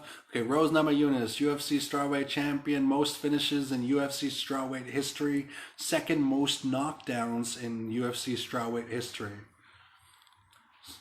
Second most knockdowns compared to Carla Esparza's most takedowns, but we'll see what happens there. We'll see what happens. Right now, the cut man applying the Vaseline upon her face.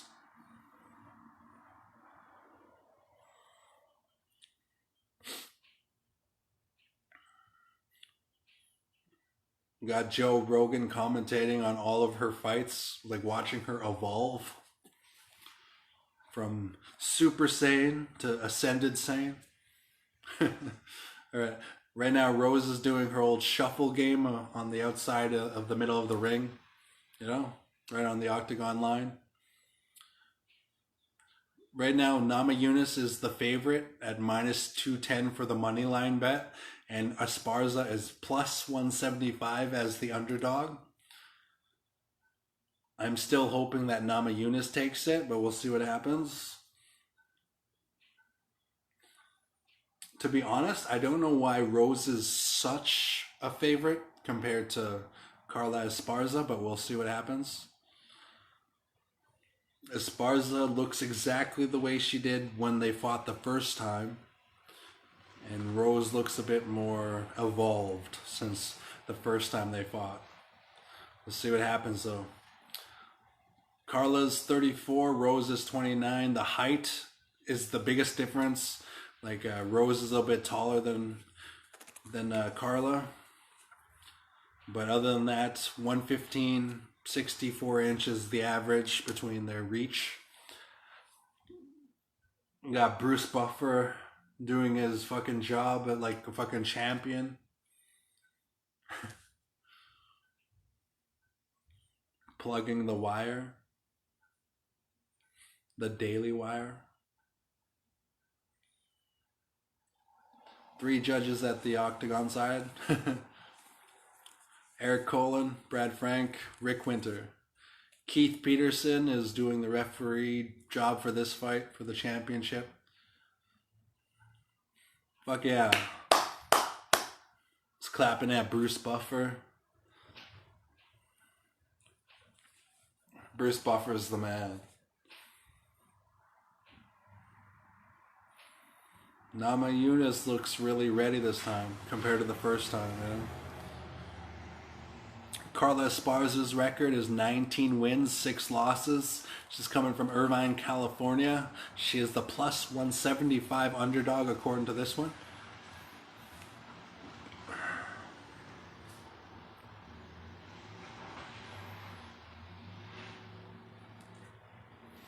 She's number 2 in the world right now for strawweight.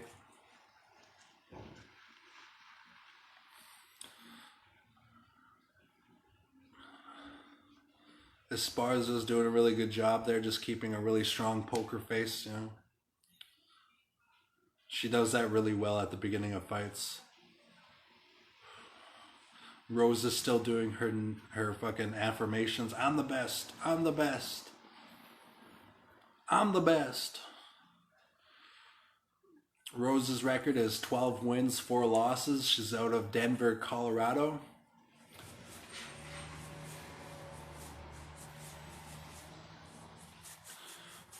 Bruce Buffer is fucking awesome, man. Rose doing her whole thing there.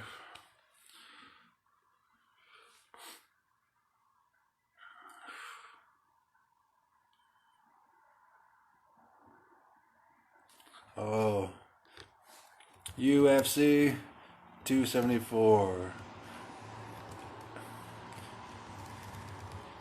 It begins.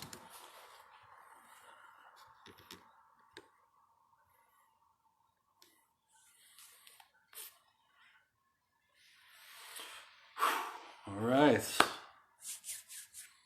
All right, round 1. Here we go. Round 1, Rose Namajunas versus Carla Esparza. They're both in the center of the ring, feeling it out. Nobody has made contact yet. Rose Namajunas taking her time, hopping back and forth, hopping back and forth. 4 minutes, 30 seconds. Nobody made a move yet. Couple of, you know, like trying to make each other flinch a bit. Trying to make the other rush. 45 seconds so far, nothing happened yet. Nobody landed a fucking hit yet. This crowd's gonna start booing. It's almost a minute with no action yet.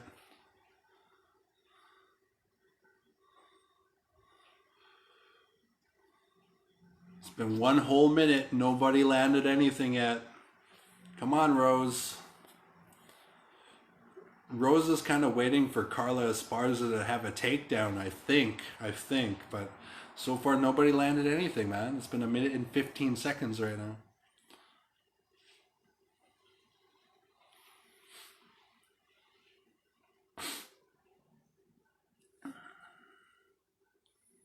Three minutes, 30 seconds left in round 1. Oh, Carla Esparza tried something at the 3 minute, 30 second mark. She didn't really land that much, but it was like a flying fucking Superman punch. They're still feeling each other out. It's been almost 2 minutes. I even know if Carla Esparza landed that fucking strike. I don't know if the judges would count it as one. But 3 minutes left. Nobody landed anything, basically. Oh yeah, they just said neither fighter has landed. There's 3 minutes left in the first round of Rose Namajunas versus Carla Esparza. Right now they're in the center of the ring, still filling each other out. This is brutal. Somebody has to take a risk here. Somebody has to take a chance. It's been 2 minutes and 30 seconds in the entire fight of the first fucking round. And nobody has landed a fucking punch yet or a kick yet. 2 minutes, 20 seconds left. Oh, there you go. First jab by Carla Esparza.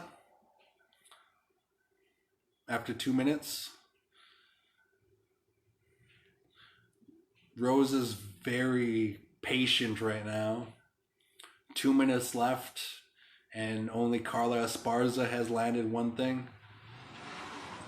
Oh, there you go. A jab from Namajunas finally. One jab from Namajunas. One jab from Esparza so far. Minute 45 left in the first round.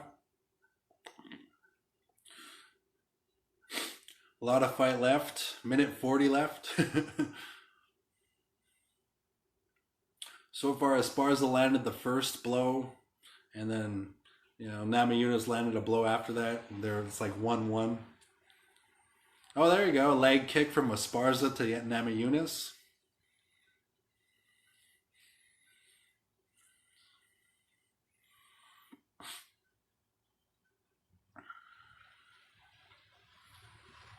Daniel Cormier reflecting on how the result matters, and that's why they're not taking too many risks right now. 1 minute left, and Esparza landed one, Namajunas landed one, and that's it.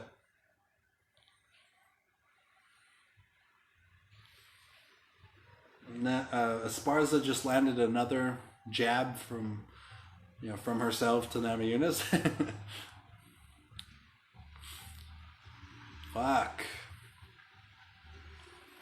30 seconds left, and like maybe 2 shots from Esparza to Namajunas and 1 shot from Namajunas to Esparza.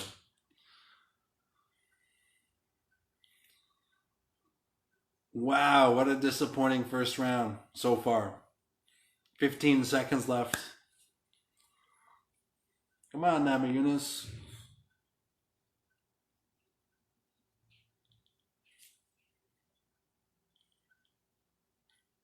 Right? Wow, this is brutal. It was literally 2 strikes for Esparza on Namajunas and 1 strike for Rose Namajunas that entire first round. unbelievable championship round. The first round between Carla Esparza and Namajunas. Namajunas landed one jab. Carla Esparza landed 2 jabs. That was the first round of the championship fight. Right now, Trevor Whitman is giving her a couple of points. He was the coach of the year in 2021. Trevor Whitman's awesome, one of my heroes. Right now, Rose's coach is saying that, oh, Rose is going to get impatient, but we'll see what happens there. That first round was pretty depressing. We'll see what happens there. Come on, Aaron. Come on, Rose. Okay, we're about to start round 2.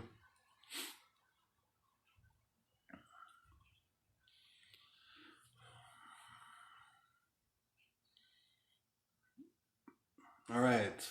Beginning of the round 2. They're in the center of the ring right now. Feeling each other out still. This fight is it's very slow right now. Because like I said, the first round, 2 strikes from Esparza, 1 strike from Namajunas. That's it. We're on the second round right now. Both respect each other too much.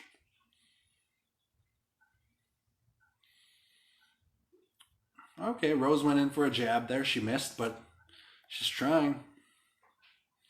Come on, Namajunas. Come on, Namajunas. Keep your fucking title.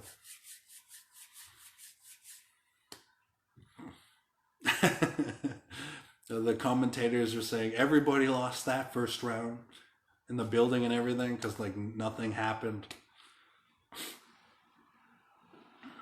Right now the crowd's booing. 4 minutes left.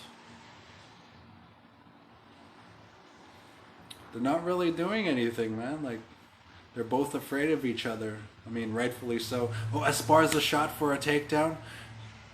She got Rose down to her knees, but Rose got right back up. Good defense by Rose. 3 minutes, 30 seconds left. I don't think that counted as a full takedown, so. We got 3 minutes, 20 seconds left. Esparza tried for the takedown, kind of missed. They're both in the center of the ring right now, just doing that whole hand thing, hand touch thing. Not even touching hands.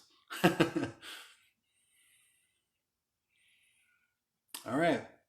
3 minutes left in the second round.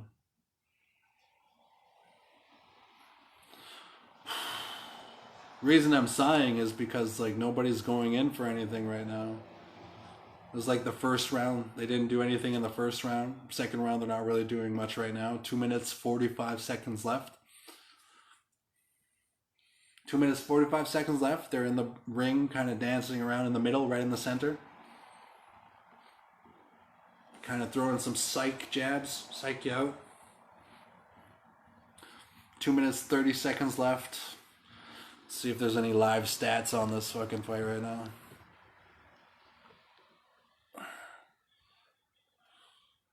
The live stats for this fight: 5 strikes by Carla Esparza, 4 strikes by Rose Namajunas.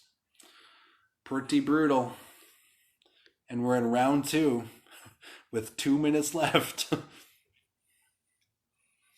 Intense.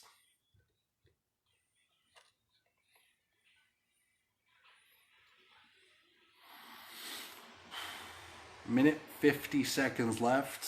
Still 5-4 Carla, 5 strikes. Namajunas, 4 strikes. I think Rose is scared of the takedown or something. I mean, what else would you be scared of in regards to Carla Esparza but her wrestling? A minute 30 seconds left.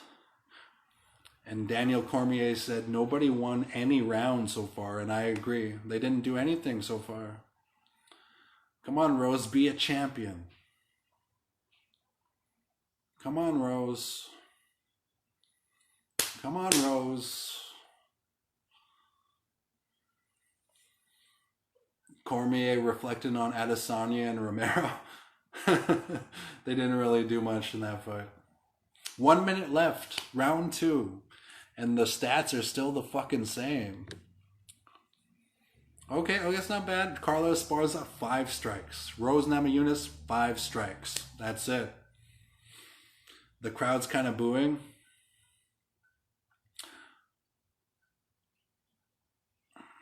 Good left hand by Rose, finally. Okay, we got 6 strikes from Carlos Esparza, 5 strikes from Rose Namajunas. Okay, Carlos Esparza finally landed a leg kick against Rose Namajunas. There's 22 seconds left.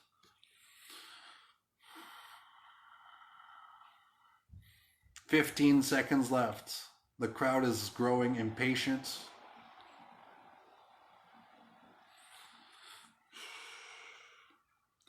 These rounds, they're like 8-8. You know what I mean?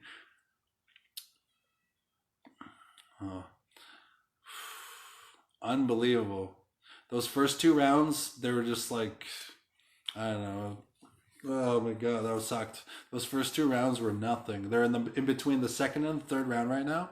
And right now the stats, the live stats, 7 strikes by Carla Esparza, 5 strikes by Rose Namajunas after 10 minutes of fighting in a 25-minute fight for a championship. It's unbelievable. I guess it's up to the takedowns. If Carla makes a fucking takedown in round 2, that'll win her the fight. You know, or I mean, round 3, I'm sorry. We're about to start round 3. Trevor Whitman is telling Rose Namajunas to start fucking sliding in and do something.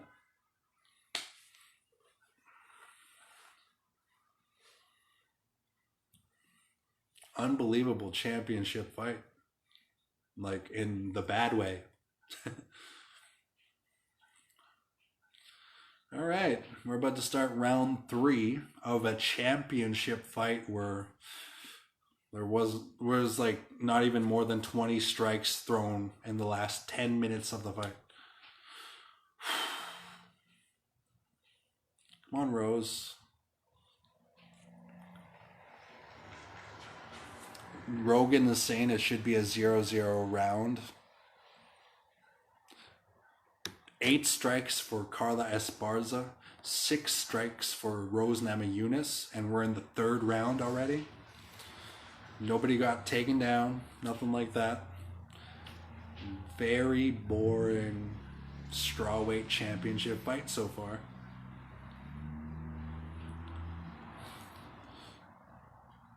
Right now, the live odds, Carla Esparza has plus 180, Rose Namajunas has minus 250. Nothing has happened for these last 2 rounds. We have 4 minutes left in round number 3. 10 strikes for Carla Esparza, 8 strikes for Rose Namajunas. But you can barely fucking see them, man. Like, when you watch the replay of the fight later, like you'll see that it's just like nothing really happened. Oh, there we go. Takedown by Carla Esparza to Rose Namajunas. They gave her about 2 seconds of control time for Carla Esparza, and they got back up to their feet. There's 3 minutes 30 seconds left for round 3. So Rose has to make a couple of risks in order to win this fight now, because I guess Carla's in the lead.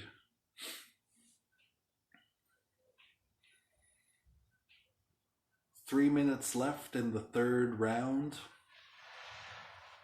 Like half a takedown by Carla Esparza, who has not been officially awarded a takedown, so that's why I call it half a takedown.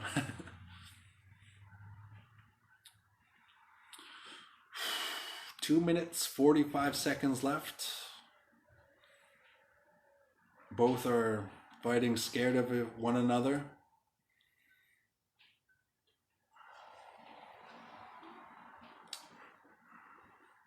Carla's like doing more risks, taking more risks against Namajunas.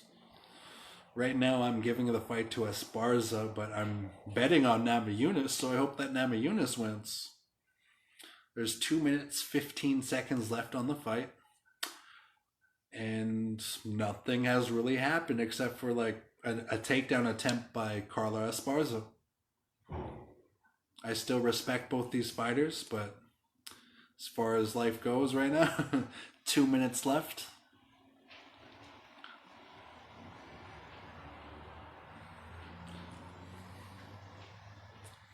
Minute 50 seconds left in round 3, 5-0. Check the stats again. Unbelievable. 16 strikes for Carla Esparza, 13 strikes for Rose Namajunas. Not a very action-worthy fight so far. We got a minute and 20 seconds left in round 3. Maybe somebody will capitalize on that.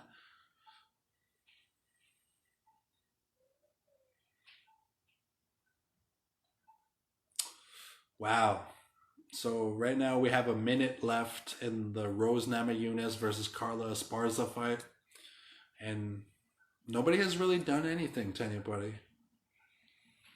Like, so far I'd give it to Carla Esparza, but so far, like, nobody has done a fucking thing to one another.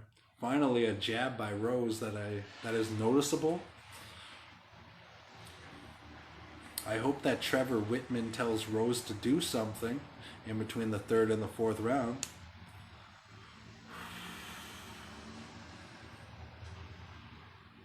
"30 seconds left in round 3. Rose Namajunas versus Carla Esparza.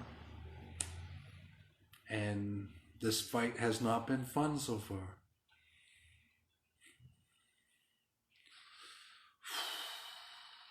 All right, 15 seconds left in round 3. And so far, nothing has happened.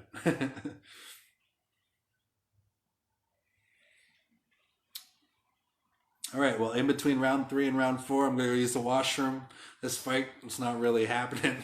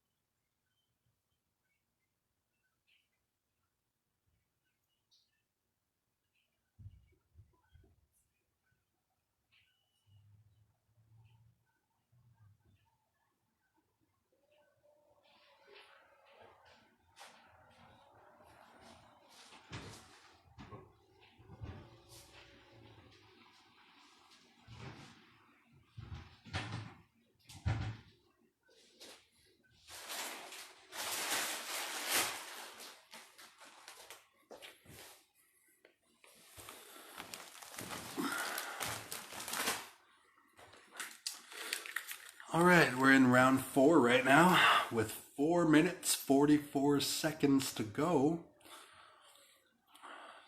Both of their coaches were encouraging more action, but as far as that goes,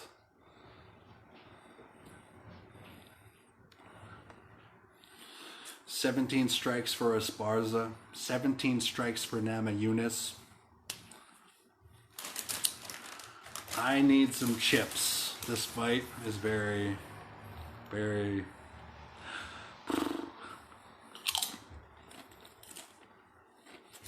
I'm still saving this for Rose Namajunas to win. But 18 strikes to 18 strikes, it's ridiculous. We're at round 4.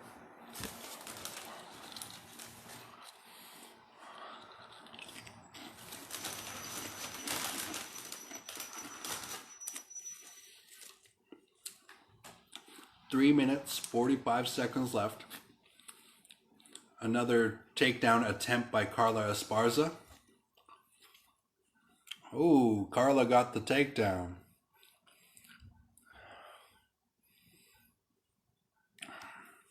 All right, Carla got one takedown against Rose Namajunas. So hopefully, hopefully Rose does something by the end of the fucking 5th round. But this is round number 4. We got 3 minutes left to round number 4.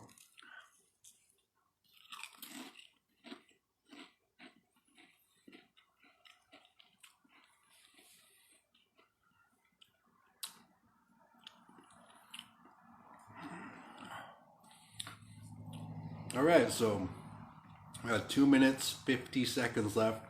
20 strikes by Carla Esparza. 18 strikes by Rose Namajunas. We're in the 4th round of a 5-round fight.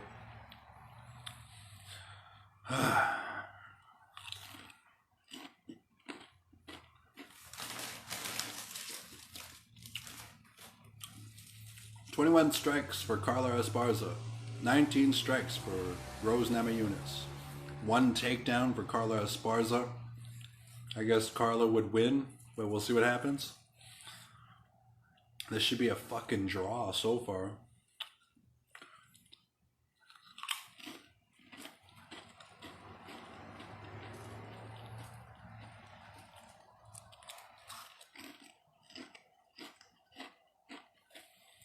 Two minutes left in the 4th round.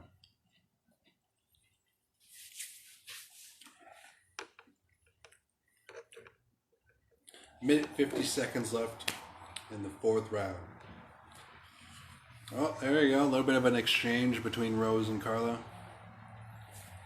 Carla's a little bit ahead in the strikes.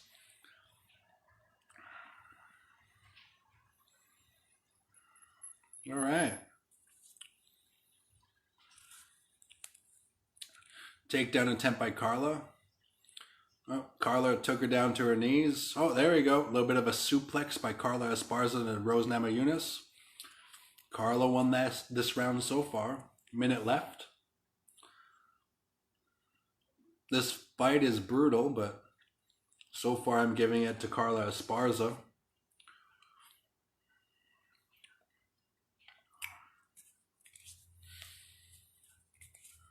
All right, we got 1 minute left of a 5-round fight. 2 takedowns by Two takedowns from Carla Esparza to Rose Namajunas. 23 strikes from Carla Esparza. 22 strikes from Rose Namajunas. Wow, this fight is very...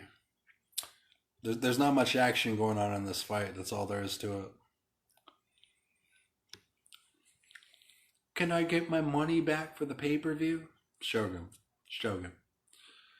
All right, that's pretty much the end of round 4. Rose Namajunas has to get to work on the 5th round. That's the only way she can win this fucking round. She has to get to work. She has to destroy Carla. That's it. She has to break her fucking wedding ring finger so that she can't lift it next week when she gets married, right? That's I know that sounds harsh. That sounds crazy.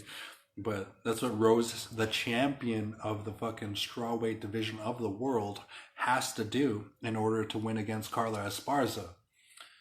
Carla Esparza's coach right now is giving Carla, like, hey, good job, don't rush it, because I guess she's going to win. Hopefully Trevor Whitman gives Rose Namajunas shit right now. Do it.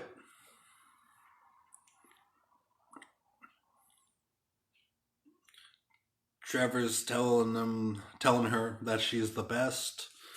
Good coach.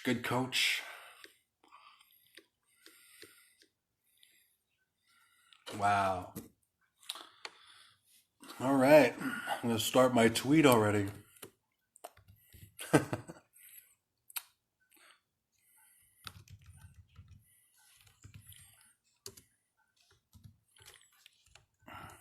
I think Carla won every fucking round so far, but we'll see what happens.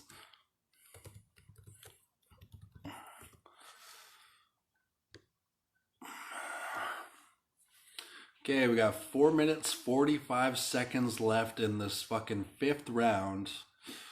Not much has happened the entire way.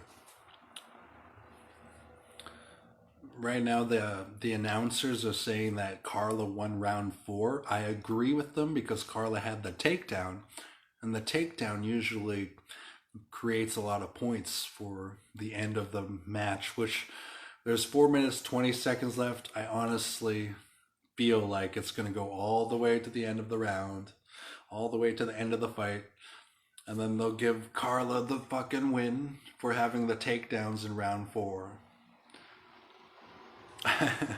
But we'll see what happens. This fight should be a fucking draw with Rose winning the title still, I guess. I don't know, it's fucking... But I guess there was a suplex by Carla Esparza to Rose for a takedown. So I guess you would give it to Carla.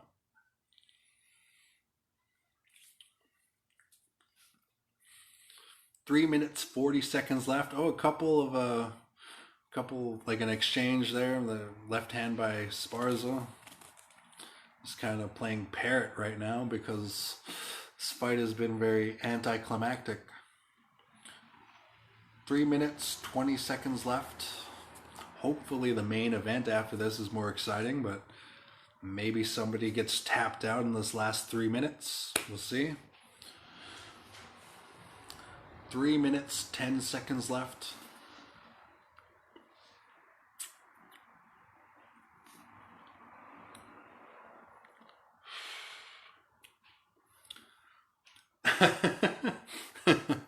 Daniel Cormier was making a comment about how, like, if this fight goes all the way to the end, they'll have to see a trilogy.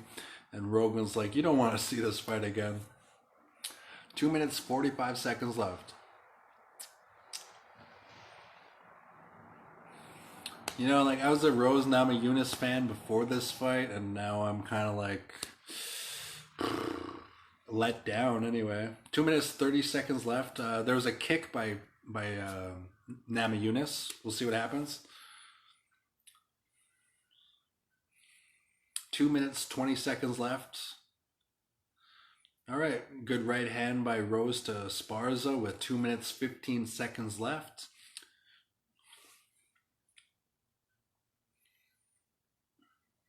Wow. 2 minutes left. The crowd is kind of booing.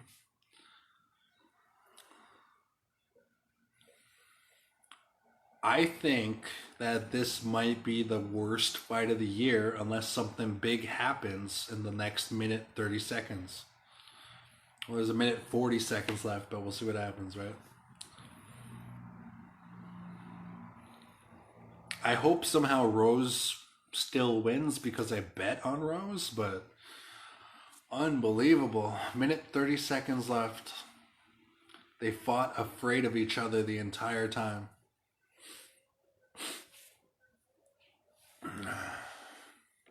Couple of good jabs by Namajunas.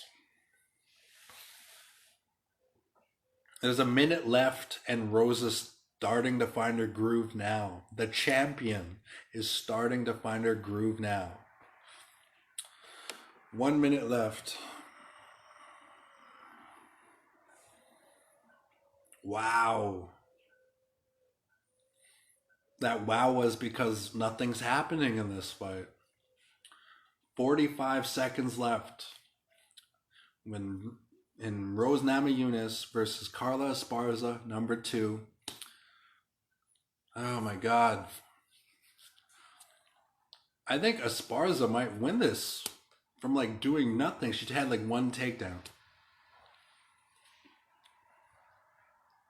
25 seconds left. And Rose didn't do anything at all. Oh my God.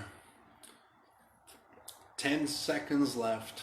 Nothing happened. Oh, a takedown by Rose with 10 seconds left. That might have, I hope that fucking won her it. I hope that won her it.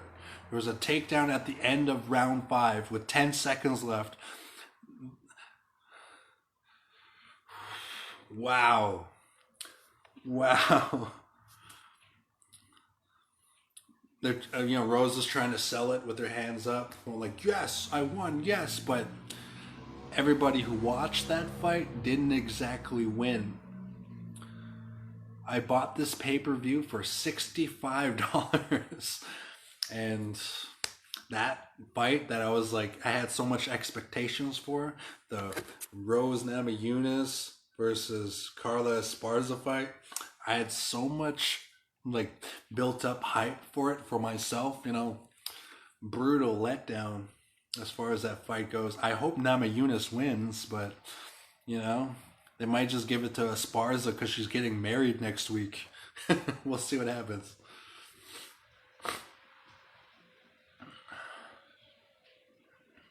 That was not a fight. That last takedown, though, might have actually won Rose the title defense. Everybody in the fucking ring is kind of just shaking their head like, wow, did we just watch that for 25 minutes?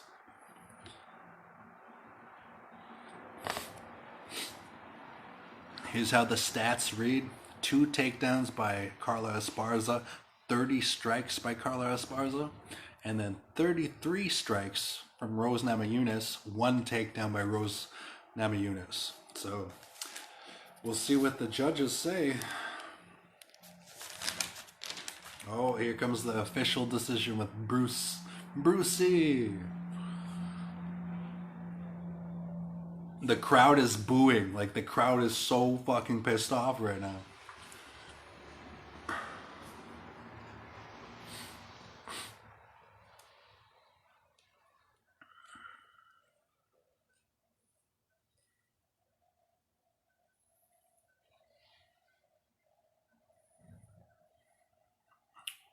All right, Carla Esparza won the championship.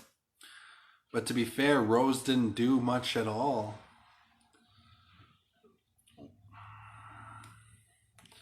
So Carla Cookie Monster Esparza won that fight. I'm going to save this hopefully for Oliveira to win, because I saved this for Rose Namajunas to win.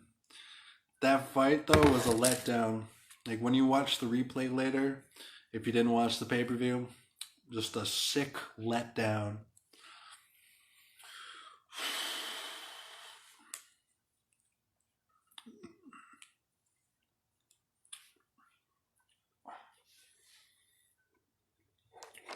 The crowd is just booing like crazy.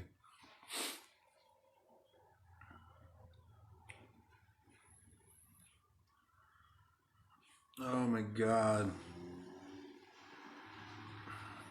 That was a brutal fight.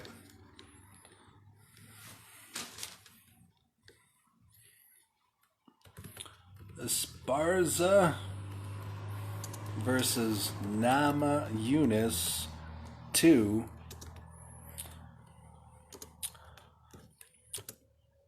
I don't know what to say about that fight. It was the slackest fight ever that I've ever seen. It was a pretty bad fight.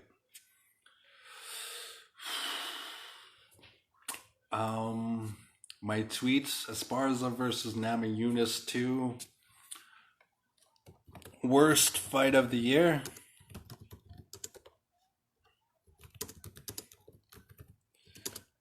With all due respect, I guess.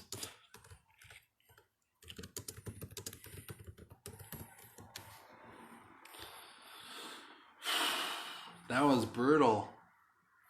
That fight, nothing happened. Oh my god. Alright. Well, hopefully the main event is like 1,000 times better than that fucking fight was. Let's just go ahead and cross Namajunas right off my wall over here.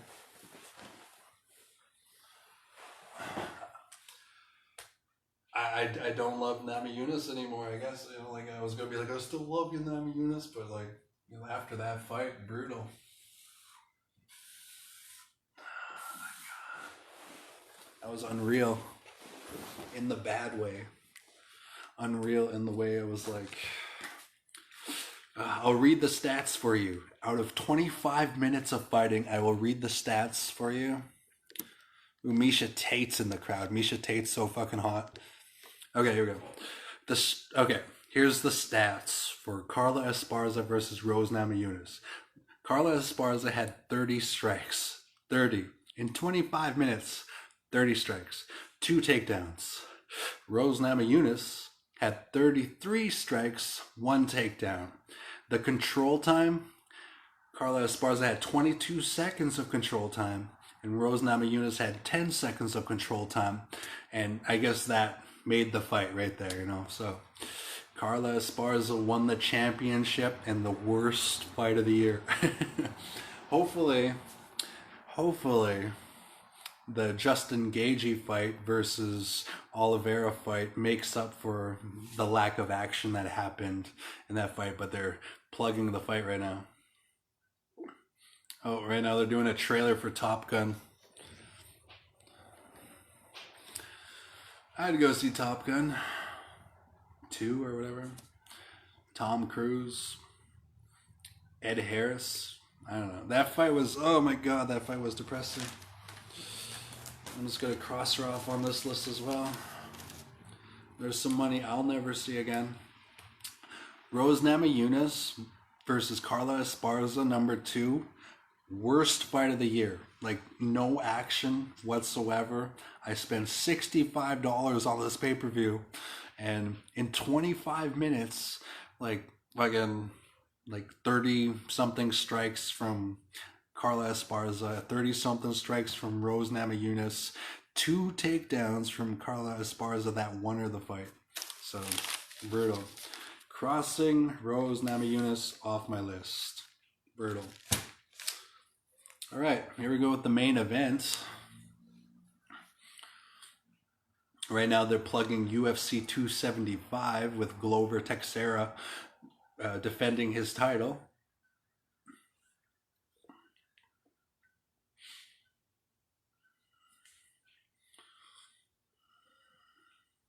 Prohaska versus Teixeira. I can't even pronounce their names, man. All right. That was brutal. I was saving the shot for Rose Namajunas when she was going to win, but that fight was terrible, yo. Oh my god. Okay, here, let's focus on the main event now. New fight.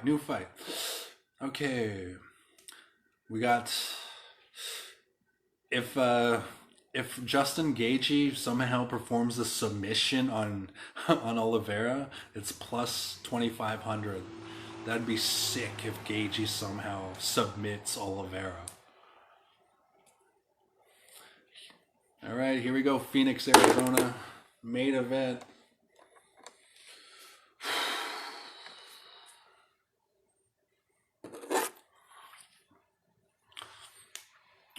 The sad part about this fucking fight is the fact that Oliveira didn't make weight, so Oliveira already has the championship taken away from him. He doesn't have the championship anymore, even though he was carrying it over his fucking shoulder like 3 days ago or whatever. It's gone from him now because he didn't make weight from like 1 fucking pound. And only Justin Gaethje has the chance to win the fight. Like, but I hope something big happens in this fight, you know? Like, if Oliveira submits Gaethje, worth it. If Gaethje knocks out Oliveira, worth it. I'm a gambler. I know the risks of betting my money. I bet my money on this fight. I know the risks. So I'm okay with whatever happens. I just want to see some fucking action in the main event with Charles Oliveira versus Justin Gaethje. Right now they're showing the video of Charles Oliveira and how he's saying he's going to make history, and with Justin Gaethje trying to figure him out. I really like the coach Trevor Whitman, but Trevor Whitman was also Rose Namajunas' coach, and you know that's Justin Gaethje's coach as well. He's a really good coach. Just the way Rose Namajunas lost that fight by doing nothing. it really sucked, you know? Like, that's her profession. They were in the middle of the octagon. Rose did nothing in the middle of the octagon. You know, when you're in the ring, you have the right to fucking knock somebody out. Like, that's your job, right? In the ring. When they sign that waiver that says, if I get hurt, I will not charge you or sue you. Rose Namajunas had the right to destroy Carla Esparza, and she didn't go for it. She respected her way too much. I don't know, whatever it was. But I'm over that fight. I'm over with that fight. I'm not even going to talk about that fight anymore. That fight was so disappointing. This fight coming up, Justin Gaethje versus Oliveira, it's going to be awesome. It's going to be fucking awesome. Here we go. They're showing the replay of when Charles Oliveira backpacked Dustin Poirier. And that was a huge upset for everybody in the MMA community because everybody thought that Dustin Poirier was going to take the championship that day. And Justin Gaethje was in the audience like, oh, good job, Oliveira. But the way that Justin Gaethje was like, I hope that Dustin Poirier loses against Oliveira, that kind of energy, that kind of karma might come back to haunt him tonight. We'll see what happens, though.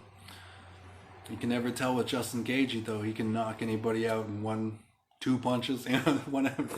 You know how it is, man. 50-50. Here we go. Right now, they're showing the video of how Charles is saying he's more spiritually evolved than Justin Gaethje and how he's going to knock him out. And Justin Gaethje is saying he's going to punch a hole in his face and stuff like that.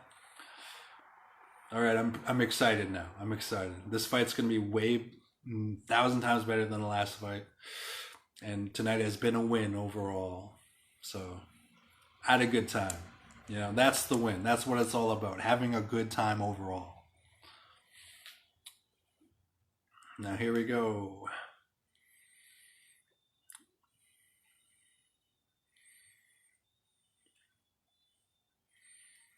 Cool.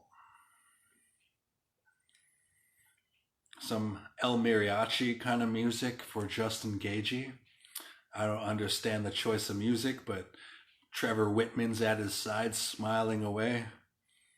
Whitman's coach of the year of 2021 anyway. And I can see him being coach of the year again. But that Rose Namajunas fight. Okay, letting go of that Rose Namajunas fight. Justin Gaethje, Charles Oliveira. Here we go. All right, Justin Gaethje's walking to the fight, pumping on his chest like that, psyching himself up. Born from Safford, Arizona. #1 in the division. And even though Charles is champ, he's not champ anymore. But we'll see. Here we go. Everybody's cheering right now, obviously, because like it's Justin Gaethje's home territory. So what are you gonna do, right? You're gonna cheer for Justin Gaethje if he's at home. I know that if somebody from like Winnipeg or something, and I went to a Winnipeg UFC, I'd be cheering for the guy from Winnipeg. So right now he's giving his trainer a hug. All right, this is gonna be a war. This is gonna be a war.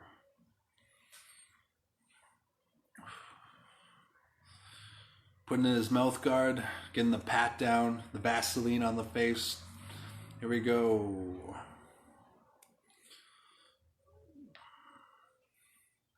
Gaethje once said that if he can't keep up with Oliveira's stand-up, then he's done. So we'll see what happens. Justin Gaethje, former interim UFC lightweight champion, highest strike rate in UFC lightweight history, highest strike accuracy in UFC lightweight history at 60%. Wow.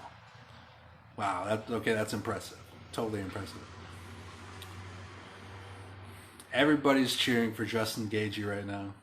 A lot of good energy for Gaethje right now.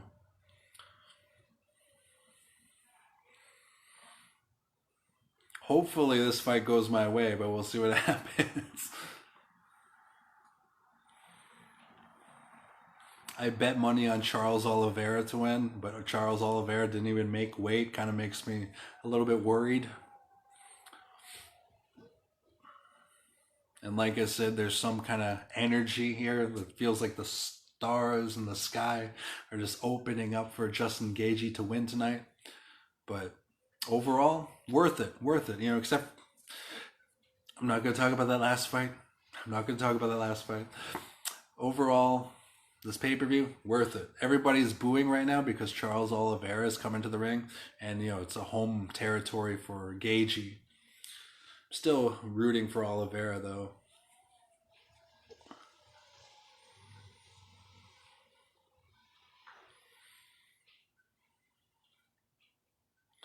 The song that Charles Oliveira is coming into sounds like if the Creed singer, you know, the singer from Creed, were singing it in Portuguese or something. But hopefully Charles Oliveira pulls off a miracle, submits Justin Gaethje here. We'll see what happens. Everybody in his corner, they all have dyed, bleached hair right now. Come on, Gaethje. Did I say Gaethje? I meant, come on, Oliveira. Apparently, part of me wants to root for Gaethje. Like a Freudian fucking slip or something. But I bet on Oliveira, and I believe Oliveira is going to win. Here's what. Charles Oliveira beat Dustin Poirier. Dustin Poirier beat Justin Gaethje. From that, I'm hoping that Charles Oliveira wins, but right now, though, there's energy in the air. The energy is saying that Gaethje's going to win, you know, which is freaking me out. Got Charles Oliveira walking to the ring right now. He's got to be feeling a little bit sad, you know, like about the fact that he got his title stripped from him for making, you know, like for missing weight by 1 pound. Like, that's got to affect your mood for the entire fucking fight just a little bit. But we'll see what happens. This is for when Charles Oliveira wins.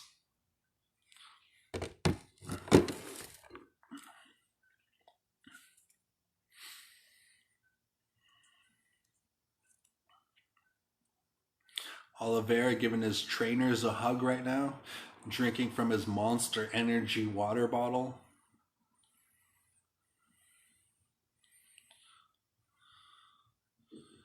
Come on, Oliveira. $14,000 on Charles Oliveira. The potential payout is $22,048. Wow. All right, Charles Oliveira, UFC lightweight champion, vacating title due to missed weights, most submissions and finishes in UFC history, most performance awards in UFC history. Here we go. Right now, the commentators are reflecting on how Oliveira used to be like a quitter, and then he like evolved to this non-quitter. But the fact that he didn't make weight kind of makes me feel like he's kind of a quitter anyway. All right, here we go. We got Oliveira shuffling in the ring. Oh, he actually gave Justin Gaethje a hug right there. I respect that. He gave 5 to everybody in Justin Gaethje's corner. Really respectful. I hope that Oliveira fucks up Justin Gaethje. We will see what happens. Shaking hands with the referee. All right. My man Bruce Buffer is about to do the best fucking intro ever. Here it comes. Here it comes. Come on, Oliveira. Oliveira. Oliveira.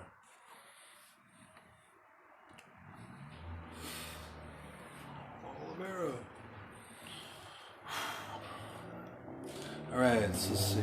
Charles Oliveira, the only advantage he has is a 4-inch reach advantage. And they highlighted the weight miss because he missed weight. And right now, Charles Oliveira is the minus 140 favorite. But Rose Namajunas was the favorite, and look what happened. Okay, I'm not talking about that fight anymore. But Charles Oliveira, Justin Gaethje, here we go.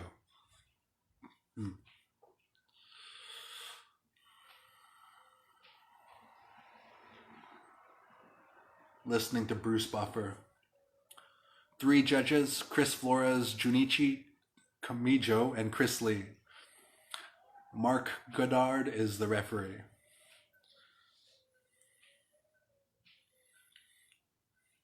They're plugging the movie Top Gun. Money talks.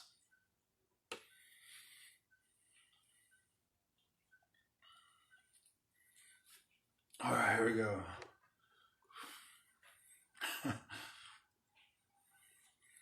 Bruce Buffer. I'm just going to tweet that. Bruce Buffer is my hero.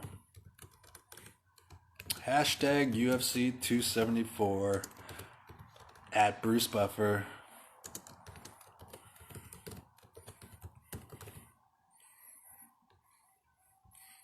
Is my hero.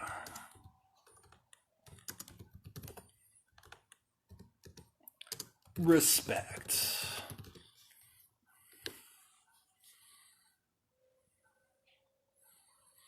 Oliveira stretching out in the red corner. Gaethje pacing back and forth in the blue corner. Gaethje's record, Justin Gaethje's record is 23 wins, 3 losses.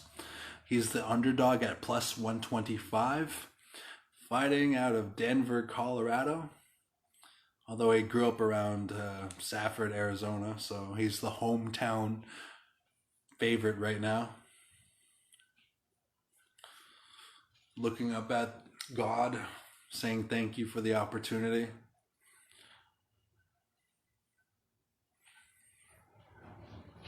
Justin the Highlight Gaethje. We'll see what happens. Still hoping Oliveira wins this one here. Fighting!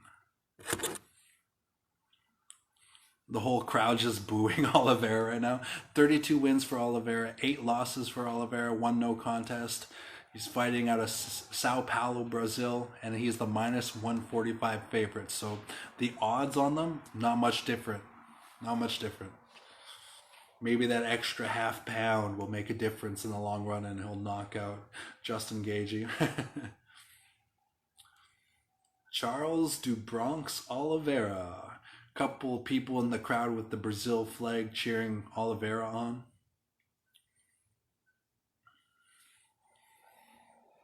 Referee going over the rules. They both touch gloves like gentlemen. Sportsmanship. Gotta love that.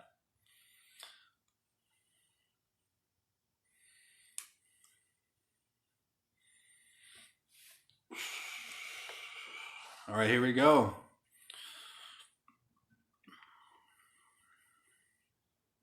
All right, round 1. Here we go.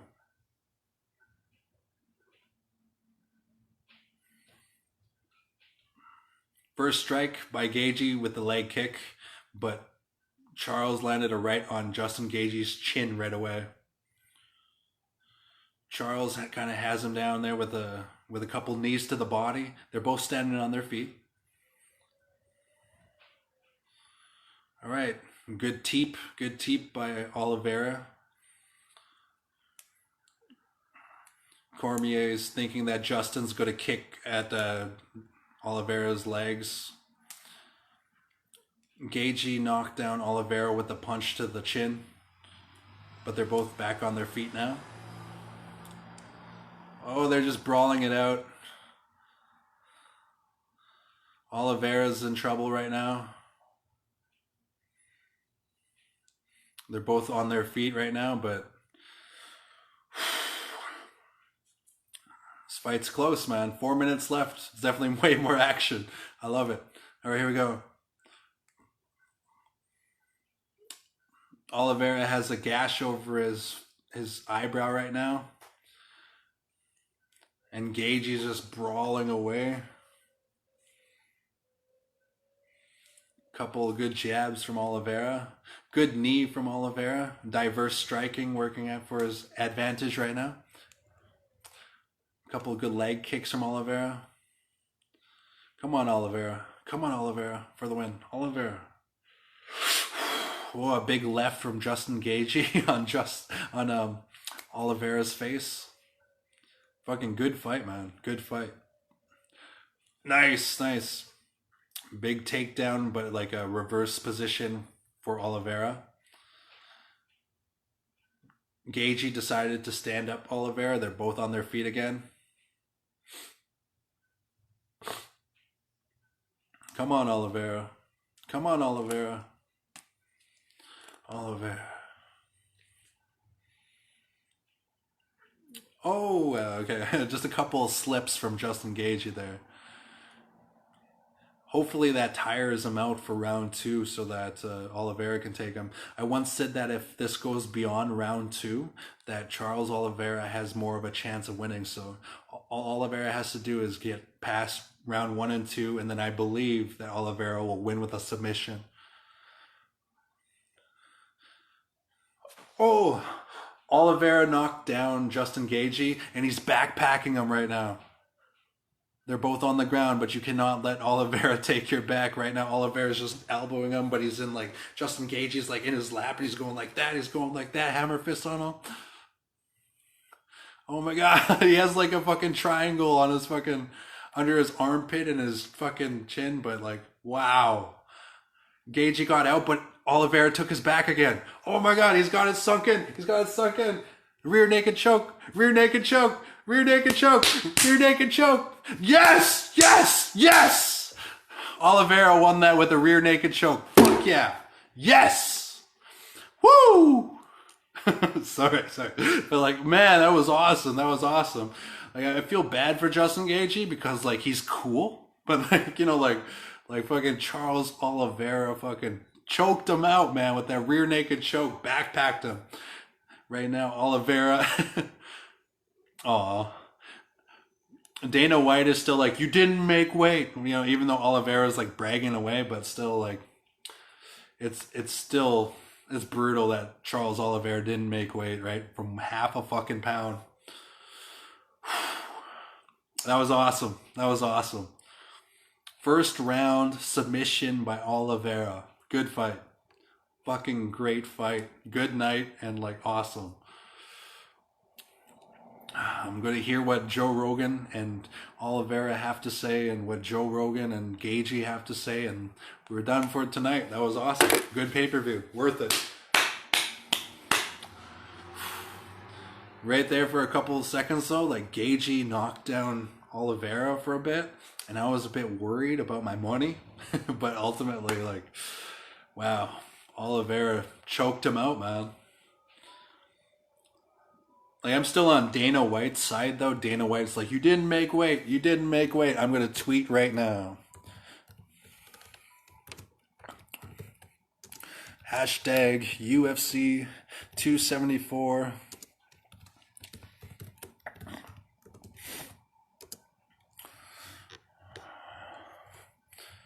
Awesome main event fight. Sad that DuBronx missed weight, but what a solid performance by Charles Oliveira, and mad respect to Justin Gaethje, who knocked down Oliveira, but ultimately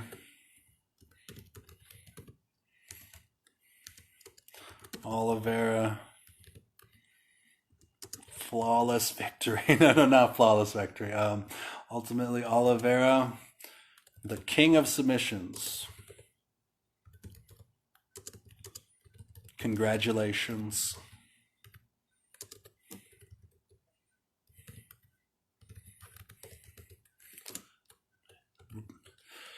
Cheers.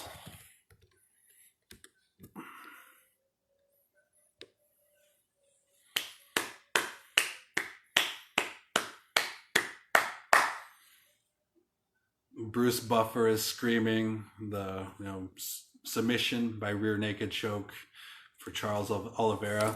Although it's very sad that Oliveira doesn't get to take that title home with him because of a half a pound.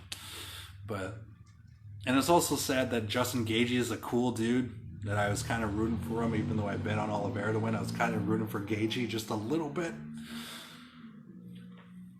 Okay, Rogan's doing his interview right now. And this shot right here is for Charles Oliveira. Respect to Oliveira, the king of submissions.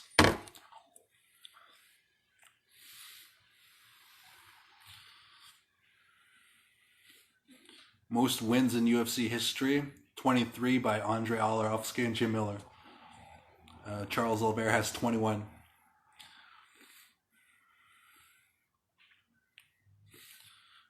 Charles is saying that the champion has a name and that's his name. Although he's not champion anymore because he missed weight, but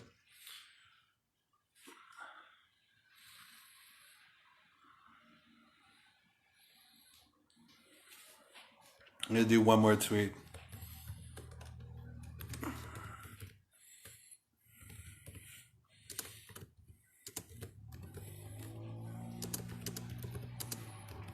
Do Bronx is the real thug. And that's sort of a roast at Rose. Because, like, it's Rose thug Namajunas, and she didn't fucking do fuck all. But Do Bronx is the real deal, so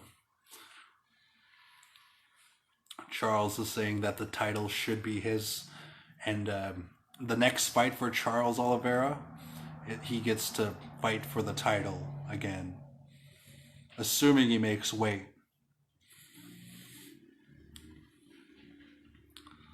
They're asking Charles who he thinks he should fight for the title, because the title is vacant right now.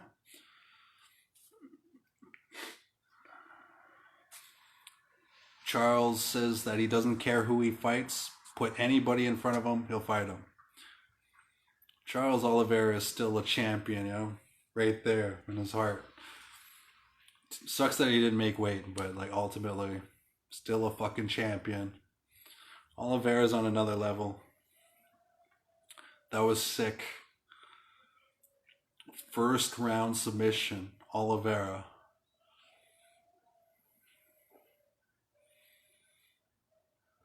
Looking around in the crowd at the stars. Wow, that was a great main event.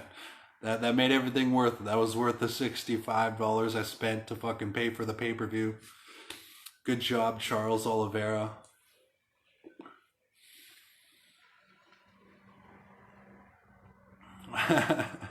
Right now, Charles is in the crowd celebrating with the fucking Brazilian flag and all that stuff. And I don't know if they're gonna interview Justin Gaethje right away, but that's what I'm waiting for before I sign off.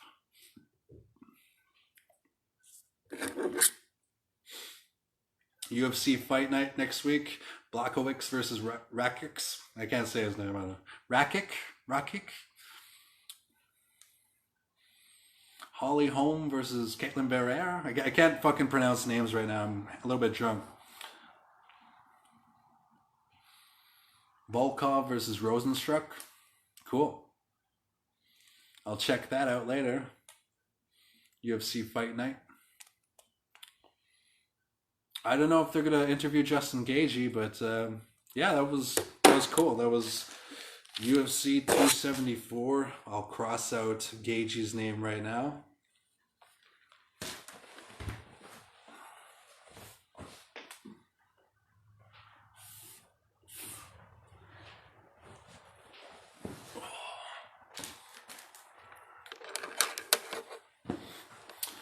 All right, there you have it.